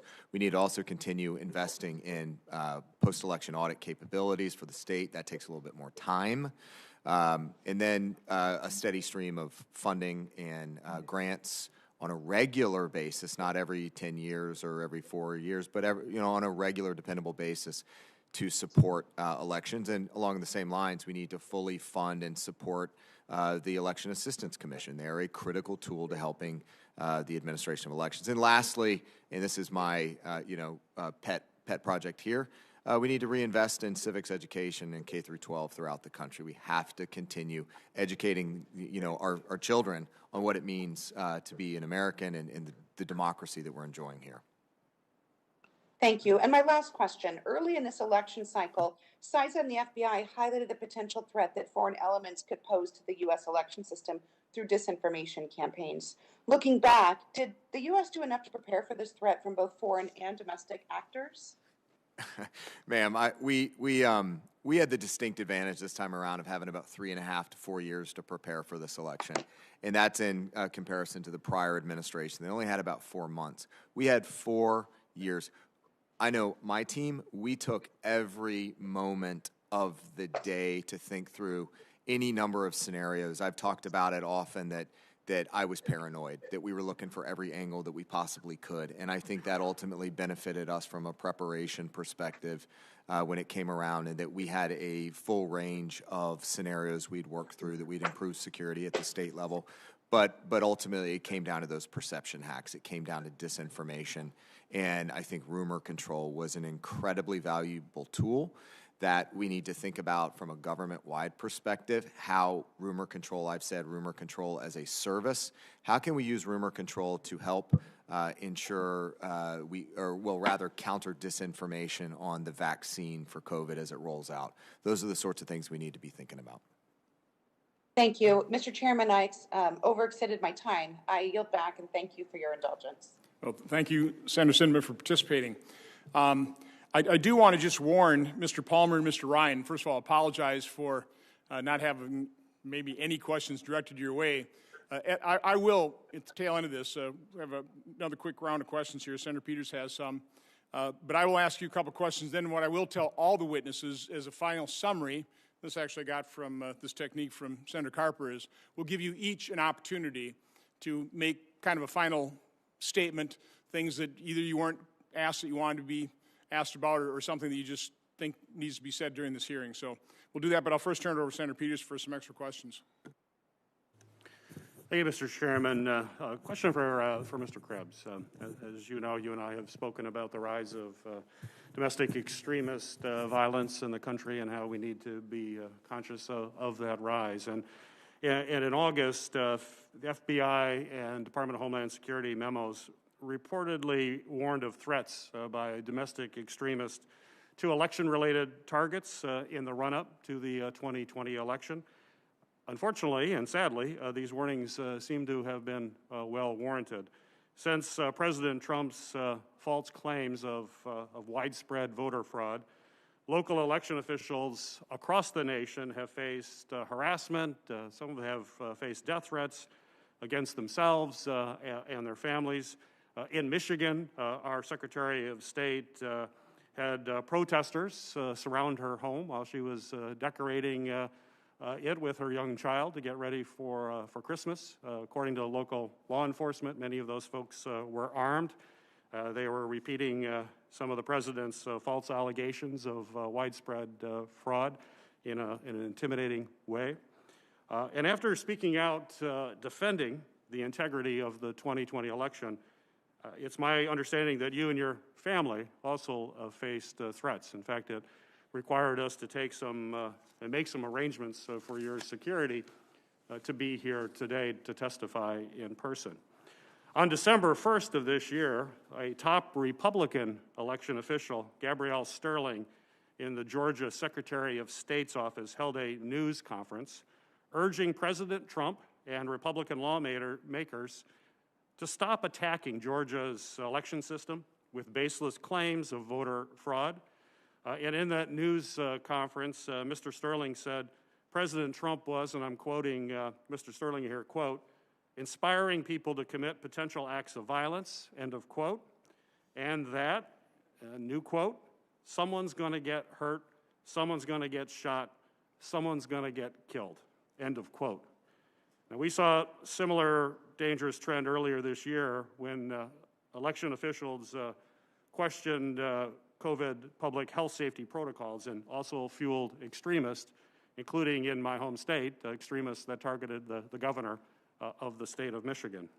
So my question for you, Mr. Krebs, particularly given the fact that you've faced some of this, do you believe Mr. Sterling's statements are overstated, or that unfortunately that real-world violence stemming from dangerous claims can indeed be a realistic concern that we should be conscious of?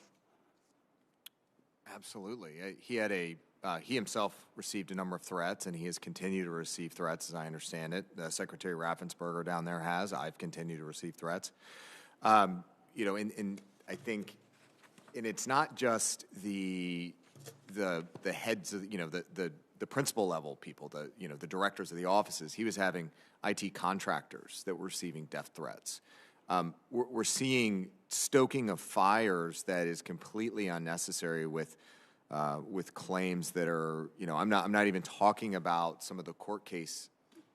I'm talking about in my case and in many of our cases is these fanciful claims of dead dictators and computer algorithms, and we're debunking them because they're nonsense, and we've said that from the beginning. But they've taken root, and you know, some people just don't want to hear how these systems actually work and what's actually capable across these systems, and most importantly, those I'm gonna say it again. The paper ballots. It's those measure the root of trust in the process that can dispense with these claims, even if these algorithms were there.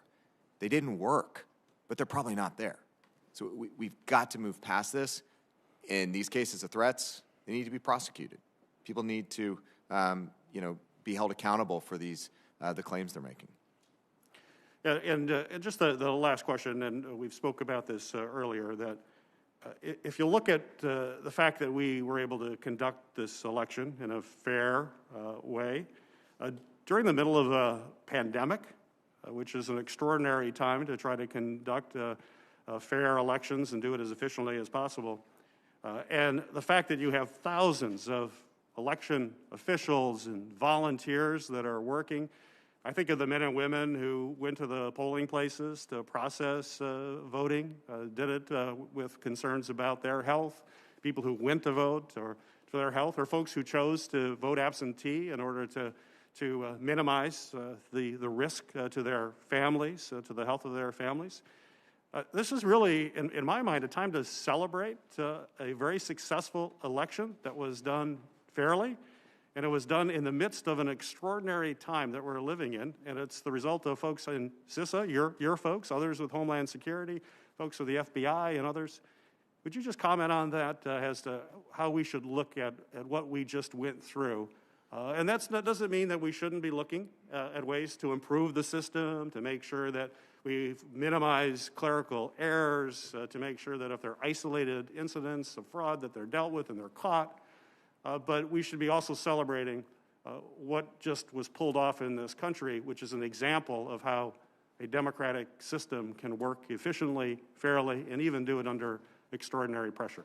I absolutely agree with the earlier conversation about the need for a national conversation about how to improve trust in the elections. I think, things I've even recommended about eliminating the DREs and having more audits available after the election. And that's going to require, again, that policy conversation. It's going to require investing in democracy.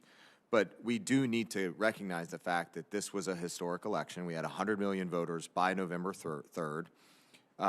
That shows that people wanted to get out there and vote. They wanted to participate in this process.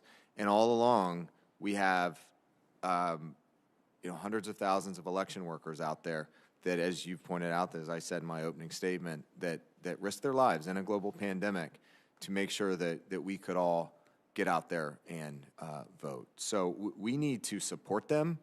I have significant concerns that the targeted violence against these election workers is going to have a chilling effect on turnout of election workers in the future. If there's no election workers, it's really hard to do an election. So we need to think about that and how to counter that going forward. Thank you. Thanks, Senator Peters. Now, this is a number of times we've talked about threat and violence against election workers, which obviously nobody on this committee condones at all. At all. I certainly hope there's not an inference in all this discussion that this hearing is going to spawn some of that. Anybody listening to this hearing, do not engage in that, okay? I wish Senator Paul were actually here to talk about his scrape with threats and violence in the political realm. They're in a terrible position in this country where you have this level of threat across the political spectrum. Nobody should condone it. Certainly not this committee, certainly not this chairman. But that's what I think this hearing is about, is to provide the information, talk honestly about it. Take a look at allegations. If they can be explained, take them off the table. There's plenty that as we were doing our preparation for this hearing, we were able to take off the table. But that's what this is about. This is about information, obtaining it, the freedom to obtain it and disseminate it, information. With that, I'll turn it over to Senator Carper. Thanks, Mr. Chairman. Again, our thanks to our witnesses. You've been patient, been here for a long time. Those of you that are here personally and those that are connected from afar. I mentioned earlier I'd gone to Ohio State. Fortunately, nobody in my family ever graduated from college. I won this Navy ROTC scholarship. I got to go to college. And first in my family, I think, to graduate from college. And when I got to Ohio State, I found out there's a little town just north of Columbus called Delaware. And so my 4 years at Ohio State, I'm thinking of Delaware. I'm thinking, you know, it's a little town just north of Columbus. And then I found out later on it's a state. And when I finished up my active duty at the end of the Vietnam War and moved from California to Delaware to get an MBA, I learned that on December 7th, 1787, December 7th, 1787, Delaware became the first colony to ratify the Constitution. And then 12 others followed suit, and we ended up with a country that prevails to this day. A little bit of a student of history, I know we all are, but one of the things I learned about the framers, the Constitutional Convention up in Philadelphia, just north of where my wife and I live, our family lived just north of Wilmington, is they disagreed on a bunch of stuff. They disagreed on about probably the hardest thing for them to agree on, as it turns out, was should there be a judiciary? Article 2, I think it is, but should there be a judiciary? And if so, who's going to pick the judges? And they argued and argued for days, weeks, trying to figure it out. And somebody came up with the idea and finally said, it shouldn't just be the Senate, it shouldn't just be the House. It ought to be the president to appoint with the advice and consent of the Senate. And so they voted on it, and they voted it down. And they, whenever they'd run into an impasse up in Philadelphia, they would bring in faith leaders to come in and pray for wisdom for our framers. And they did that again. And they debated some more for days. And finally, somebody said, why don't we just go back to that earlier idea and vote on it again? And they did. And they adopted the clause that says the president shall nominate with the advice and consent of the Senate those who will serve lifetime terms. Quite extraordinary. As our judges. Is it a perfect solution? No. We've been wrestling for, 200-some years, figuring out what is the advice and consent of the Senate. What's that really mean? And we just in recent months, we've been wrestling again with that. But it's an imperfect solution to a very real challenge.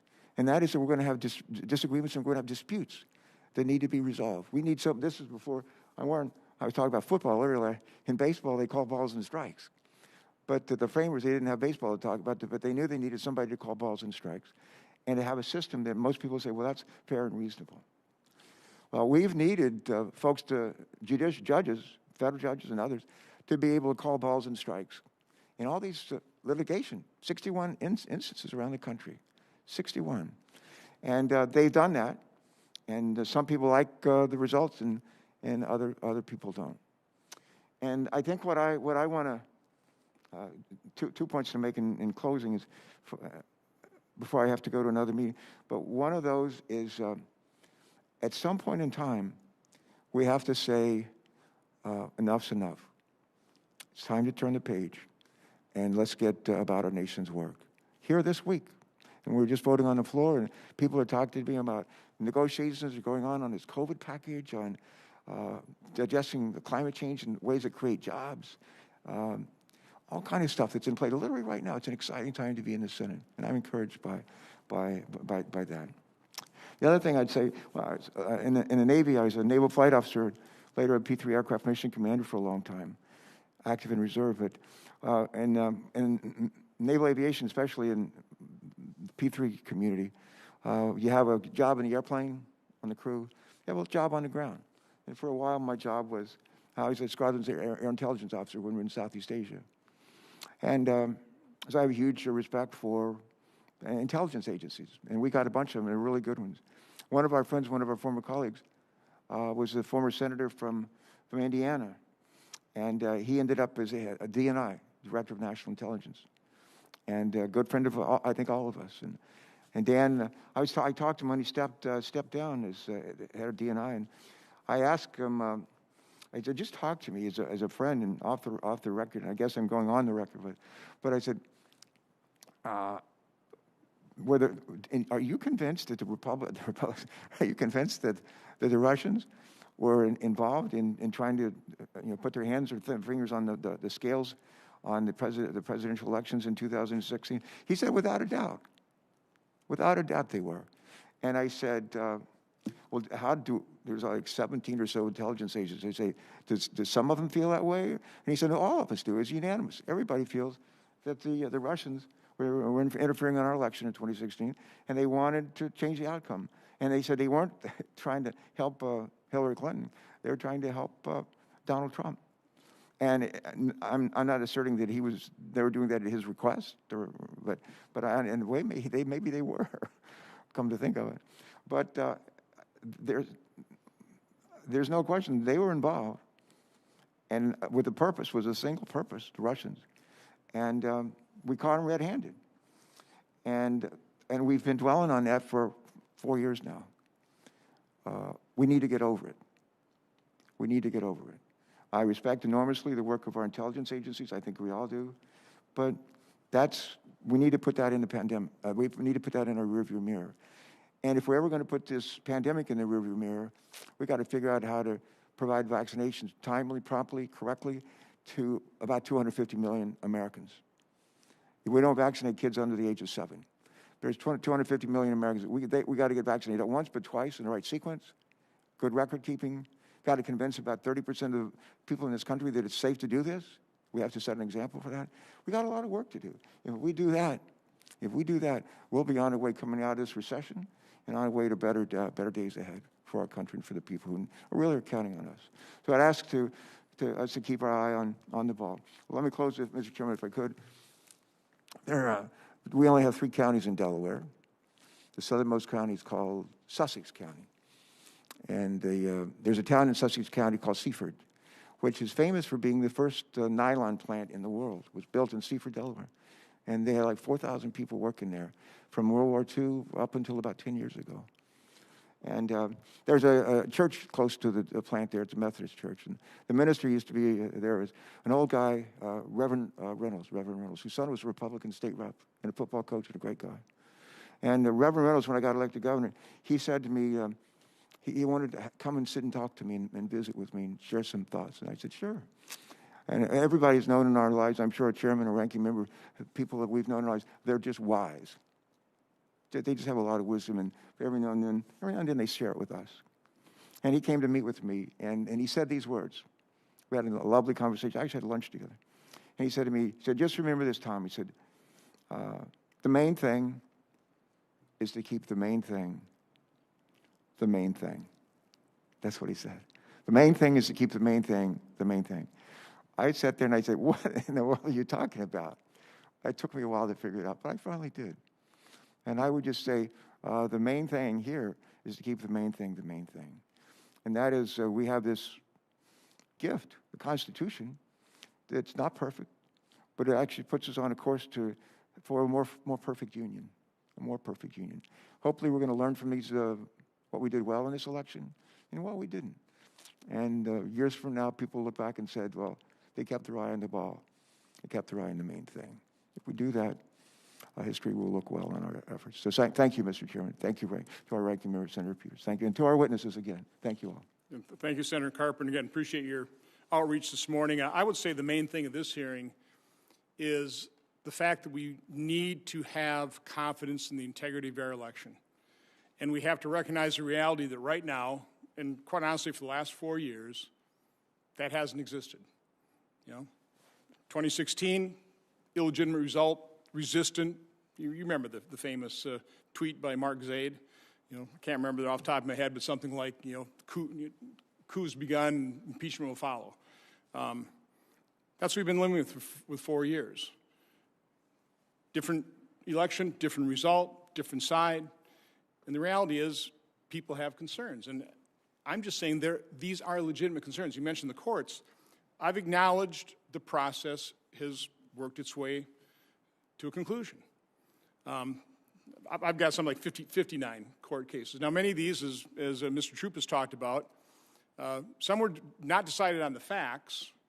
They're just decided and dismissed based on standing, which is, again, that's our process. That's a legitimate decision by a court, but it's not very satisfying for people who have some facts that want to be considered by a court. Or Mr. Binnall, the same thing in Nevada. So to deny the reality that we have a problem, a very serious problem,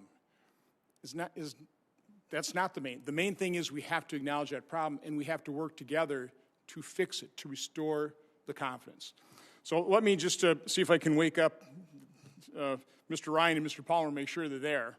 Ask a couple of questions of each of you, and then I'll give all of you the opportunity to kind of make a relatively brief. I mean, this is actually a long hearing for us. I know the Judiciary Committee sometimes goes on long, but this is a long hearing for our committee, and I really do appreciate the involvement of as many members who took this thing seriously. But Mr. Ryan, are you there? Yes, sir. Okay. I am. Thank you, Senator. Okay. Sorry about that. I hope you had lunch or something in the interim. Representative Ryan, in our conversations, you were talking about, as Mr. Binnall talked about, your inability to get access to certain things that, I would hope Director Krebs would agree should be transparent, and that those of you having questions about or even challenging results should have access to in order to mount an effective challenge. Can you talk a little bit about that?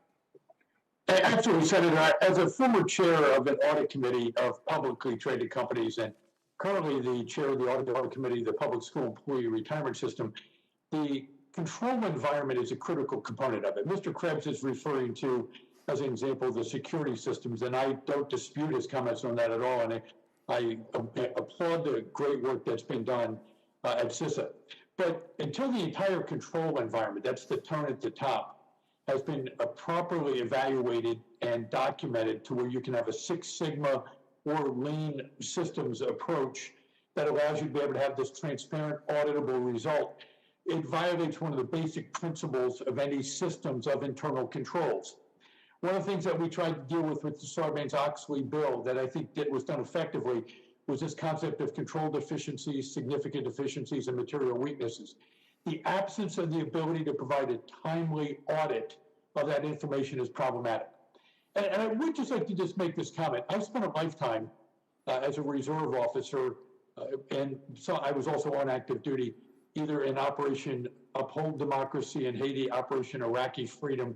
I helped supervise some of the elections results in Iraq in 2005 after I was called out of retirement. And I would pray that all those sacrifices made by the millions upon millions of people who served in our military to support and defend the Constitution of the United States against enemies, foreign and domestic, would be upheld as well on our shores, so we can ensure the same type of election integrity that we're asking for with transparent, fair, and accurate results can be assured within the United States. We know 44 of the states apparently went off without a hitch, so we have 6 states that we're dealing with. That's a pretty good track record, but unfortunately, when you consider the fact that the 4 of the states were that razor-thin margin close, the results of the election could have been in question. I concur, Senator, that most of the results have already been looked at from a challenge from a legal perspective, so it's probably a moot point for the current election, but I pray that the Senate will take up this battle standard and say we need to really reaffirm to make sure that the people have the faith and confidence in our election systems.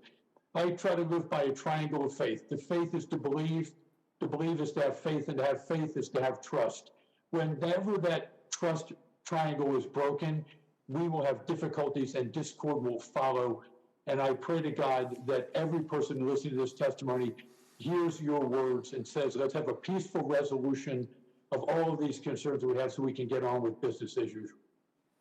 Well, thank you, Representative Ryan, and thank you for your service. And we will come back to you for your closing comment. Mr. Palmer, in our discussion prior to this hearing, and again, I appreciate your service and in your membership of the commission, you talked about some things that troubled you with this election. Can you just kind of review those with the committee? Well, a few of the things that I was concerned about, I think that raised the emotions from the political campaigns. Some of it was the treatment of poll watchers. I believe transparency is a very important thing, and one of the concerns I had was that people need to be treated with respect. I understand as an election administrator that often we are doing our job and we don't believe anybody needs to be watching the process. But some of the reports, it gets back to sort of the way we treat each other in this country. You know, and if a poll watcher is observing the process, they have a right to be there, they observe the process, they need to be respectful of the election official. There were some significant reports that process was, interfered with, and people were treated very poorly. And it's not the first time. I worked at the Department of Justice in the Civil Rights Division, and one of the things that I saw often was based on party or race, citizens treat each other poorly, and even in the context of elections. And so I think that we need to make a commitment of respect toward each other and to each political campaign. I think that was the major issue. I think that hearing a lot of the reports about the inaccuracy of the voter rolls, I've been talking about this for a long time. It's because there's just not the focus or the resources provided at the state or local level, in my opinion, to maintain the accuracy of the voter rolls. I think that a lot can be done in a nonpartisan way, in a very smart way with technology. Election officials don't often have the latest technology, and so upgrades to voter registration systems and to resources of data can help them clean and make sure their rolls are as accurate as can be. And frankly, I just think that this has become somewhat of a partisan issue, and therefore any attempt to maintain the accuracy of the rolls can be seen as a negative. This is what happens, is that if you have highly inaccurate rolls, then there's perception of fraud. Sometimes there's actual fraud. We actually see that. And it may not change an election except in a close race, but our job as administrators to make sure that there is no fraud and mitigate and minimize any irregularities. That's the goal. Only with technology and resources and a commitment to doing it will we see those instances decrease. And that's I believe technology and resources are some bipartisan ways to decrease that, sir. If you could also, because your commission does act to certify some of these voting machines, not all of them, but in some states you do, can you just quickly, and I mean quickly, go through kind of what that certification process is? And I think that was one of the issues you did see is, somebody trying to get back into those machines inside that certification process. Well, we have a certification process for voting systems. One of the vulnerabilities that we have, and I believe CISA would agree, is that the non-voting systems that are tied to the internet, they perform important functions like voter registration, electronic poll books. There is no standards or testing, and that's one of the things that we're trying to do at the EAC with adequate funding we could do.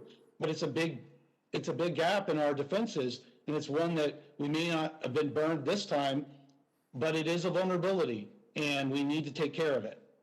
Okay, well, thank you. Well, now we'll move to closing statements here, and we'll go in reverse order. So, again, former Director Krebs, again, I appreciate your service to the country. I appreciate what you accomplished. I mean, as you know, I've acknowledged that repeatedly. I mean, I think the fact that we've gone from 82 to 95% paper backup, that's all great stuff. And I certainly appreciate you coming here and testifying today. So I'll let you, with any closing comments, go ahead.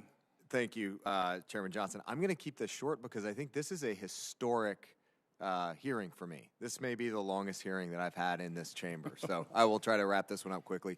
First is thank you to you for your ongoing and constant support of CISA. You were key in getting us across the finish line in the Senate and ultimately in November of 2018. So thank you for your leadership there, supporting other key initiatives for the agency, including the administrative subpoena bill. So thank you for that. Just a quick comment to the team at CISA, if they're watching, it was an honor to lead. Thank you for that opportunity to lead you. You've got a great future ahead of you. Keep at it. And then lastly, thank you to the other witnesses for showing up today, and thank you for what they do. But again, thank you to your leadership here, and good luck. I thought maybe based on the retention issue, you might encourage him to stay a little bit longer, but I'll do that. Mr. Binnall. Thank you, Mr. Chairman. We cannot ignore voter fraud away. We can't just wish it away.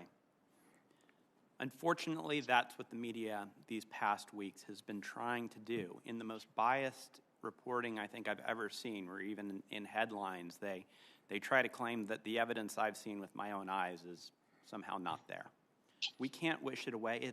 It is just simply right now a gaslighting attempt on America. This is real. This happened. We have to address it. We cannot intimidate the problem away. Rightfully, much testimony today has talked about why it's so important that government officials, election officials, not be intimidated. But myself, the lawyers on my team, volunteers, whistleblowers, there's a number of people who have stood up for this fraud that have faced similar death threats, similar intimidation, similar harassment. We don't pay it, I don't pay it a lot of attention because no one is ever going to intimidate me away from pursuing the truth, pursuing the law, representing my client. But we need to make sure that other groups that are out there that are encouraging the intimidation of lawyers, even from threatening to go after their bar cards on one side, going after their clients, or going after their safety or their lives, that cannot stand either. We cannot stonewall it away. I talked briefly about some stonewalling attempts. One other that we ran across in Nevada is that we had Postal Service employees that we knew of that were directly told to deliver ballots to undeliverable addresses. That is what resulted in ballots being littered all across apartment mailrooms and trash cans everywhere. And they were told in many instances to deliver ballots to undeliverable addresses. And the United States Postal Service, they obstructed our ability to get that evidence in our case. We lost one of our 15 depositions because the United States Postal Service actually obstructed that. It raises the question with all this stonewalling that we encountered. What do you have to hide? And I think we know in this case what there is to hide. I said in my opening statement that government by consent of the governed is hard to win and easy to lose. That's why it's so important that we take this so incredibly seriously. Senator Hawley told a very important story about his constituents, and I ask all senators to think about their constituents, to think about how you're supposed to tell your constituents to turn out to vote if they don't know that it's their vote that's going to matter, that they don't know that their vote is going to be canceled out by the fraud of somebody else. Their vote's going to be diluted by these irregularities. We can't pretend that this problem didn't happen. It did. This is the United States of America. We don't run from that, we fix it. We have to use every arrow in our quiver to fix it because it did happen. And it's now on all of us to make sure that we fix it. I really appreciate the committee's time and the chairman's time. Thank you. Thank you, Mr. Binnall. Representative Ryan. Senator, thank you very much for candidly, your courage in having this hearing If I could just conclude with these comments. Our nation is at a crossroads.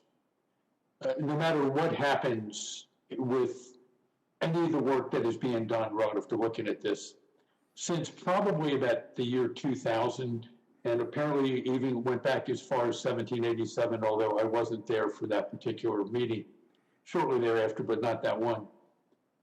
The consent of the governed will determine whether or not they believe in the results of any election. It has gotten significantly worse. It's one of the reasons I ran for office and was elected in 2016, obviously later in my life.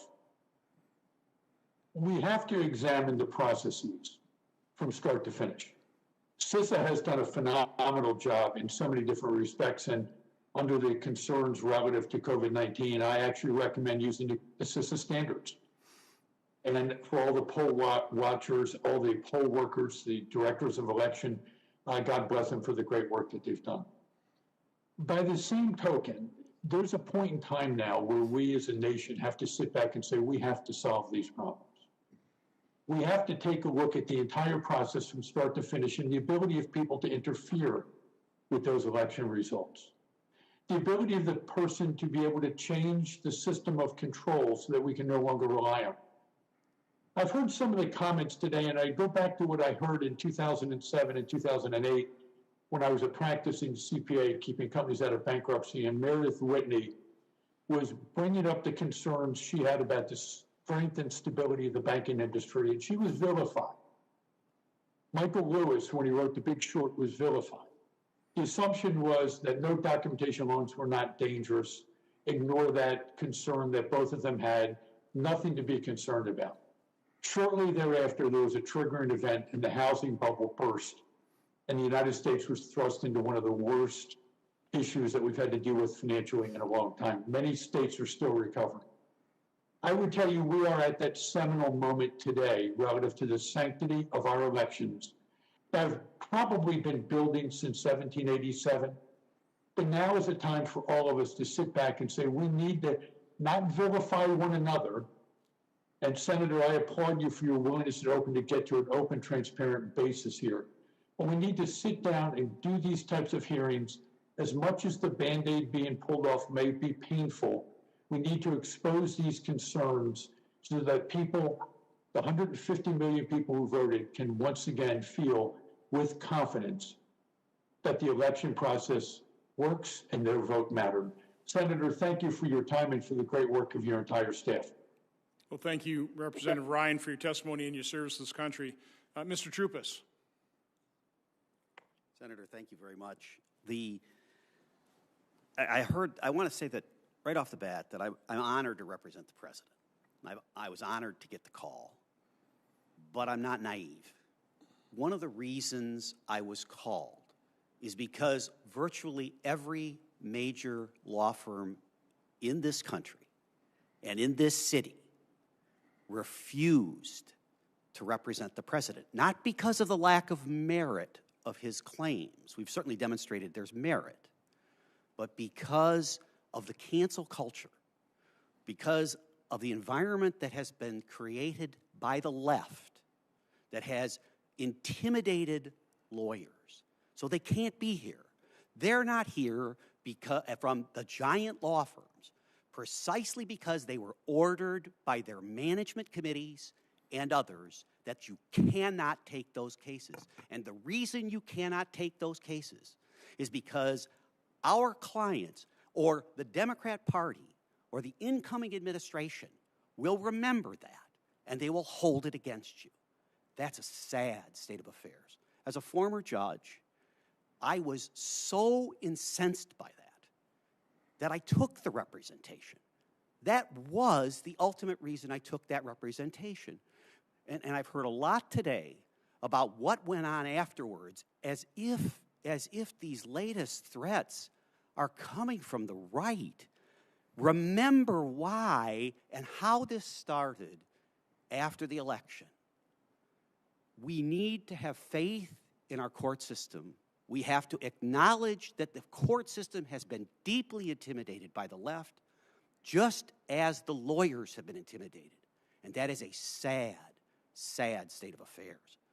And I so much appreciate, Senator, that you're holding these hearings, because otherwise, as we're finding out all over the country, these items just disappear.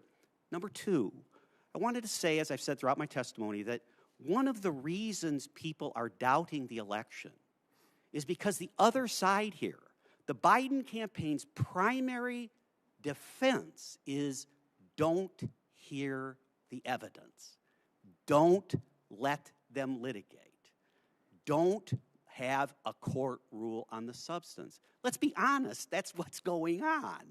And so that's why the public doesn't trust this outcome.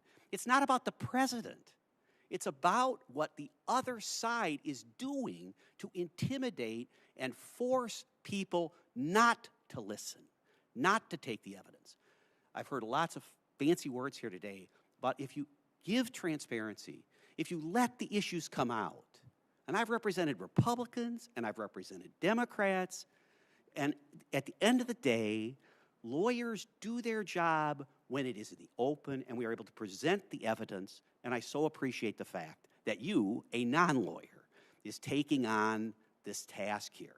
But finally, and I have to say this, we had 4,000 people volunteer from everywhere in the country to come to Wisconsin to participate in the process. We had over 2,500 volunteers over a 10-day period take their own time, their own money, come from all over the country, and they came and they attended the recount and they participated. And I said to the recount on the floor, the Democrats and the Republicans, I said, if you are losing your faith in the greatness of this republic, look at this recount.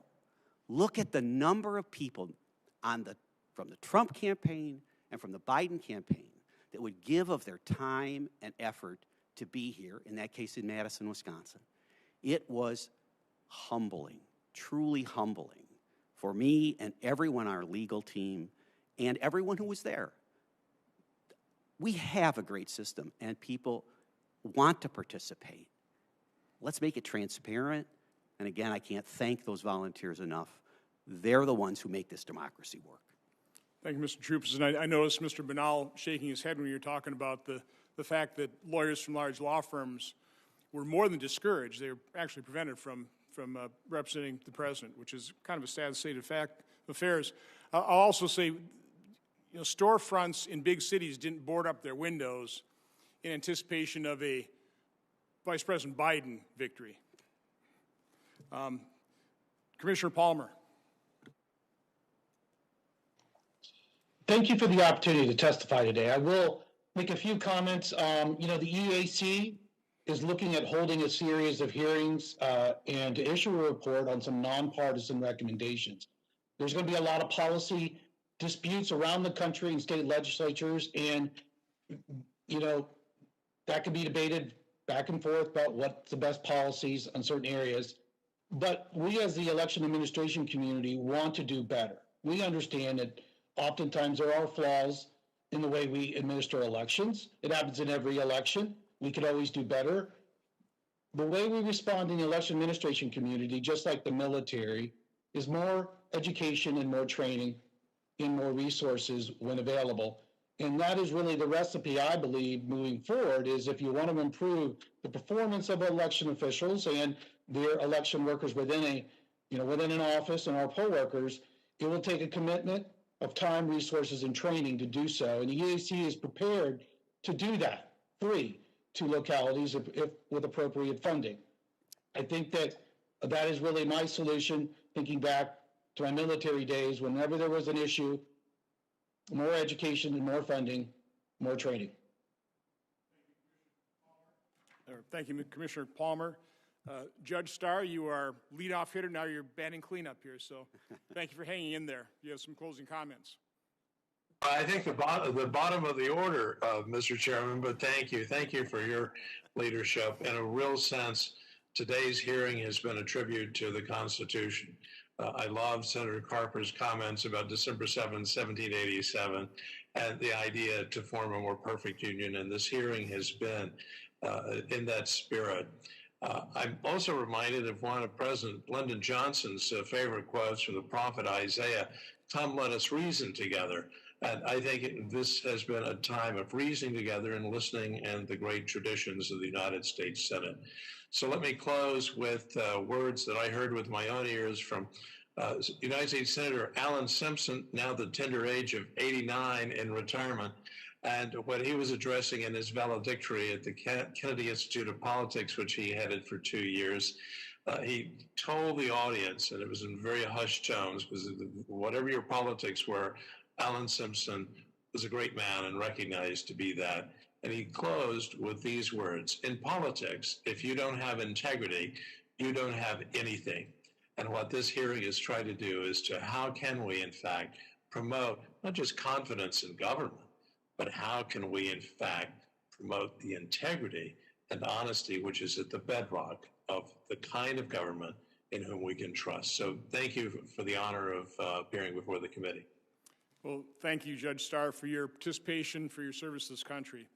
I do want to make a comment. We spoke to, and we were very appreciative of the fact that Dominion Systems, Edison Research, AP, a number of people we spoke to prior to this hearing. Now, they didn't all participate, but we will leave the record open, and I encourage everybody we spoke to and people that we didn't. If you want to input information into this record, you've got a couple weeks to do it, and I encourage it. And our staff will look at that, and we will vet it. We'll call you. We'll ask questions. This hearing is not dangerous.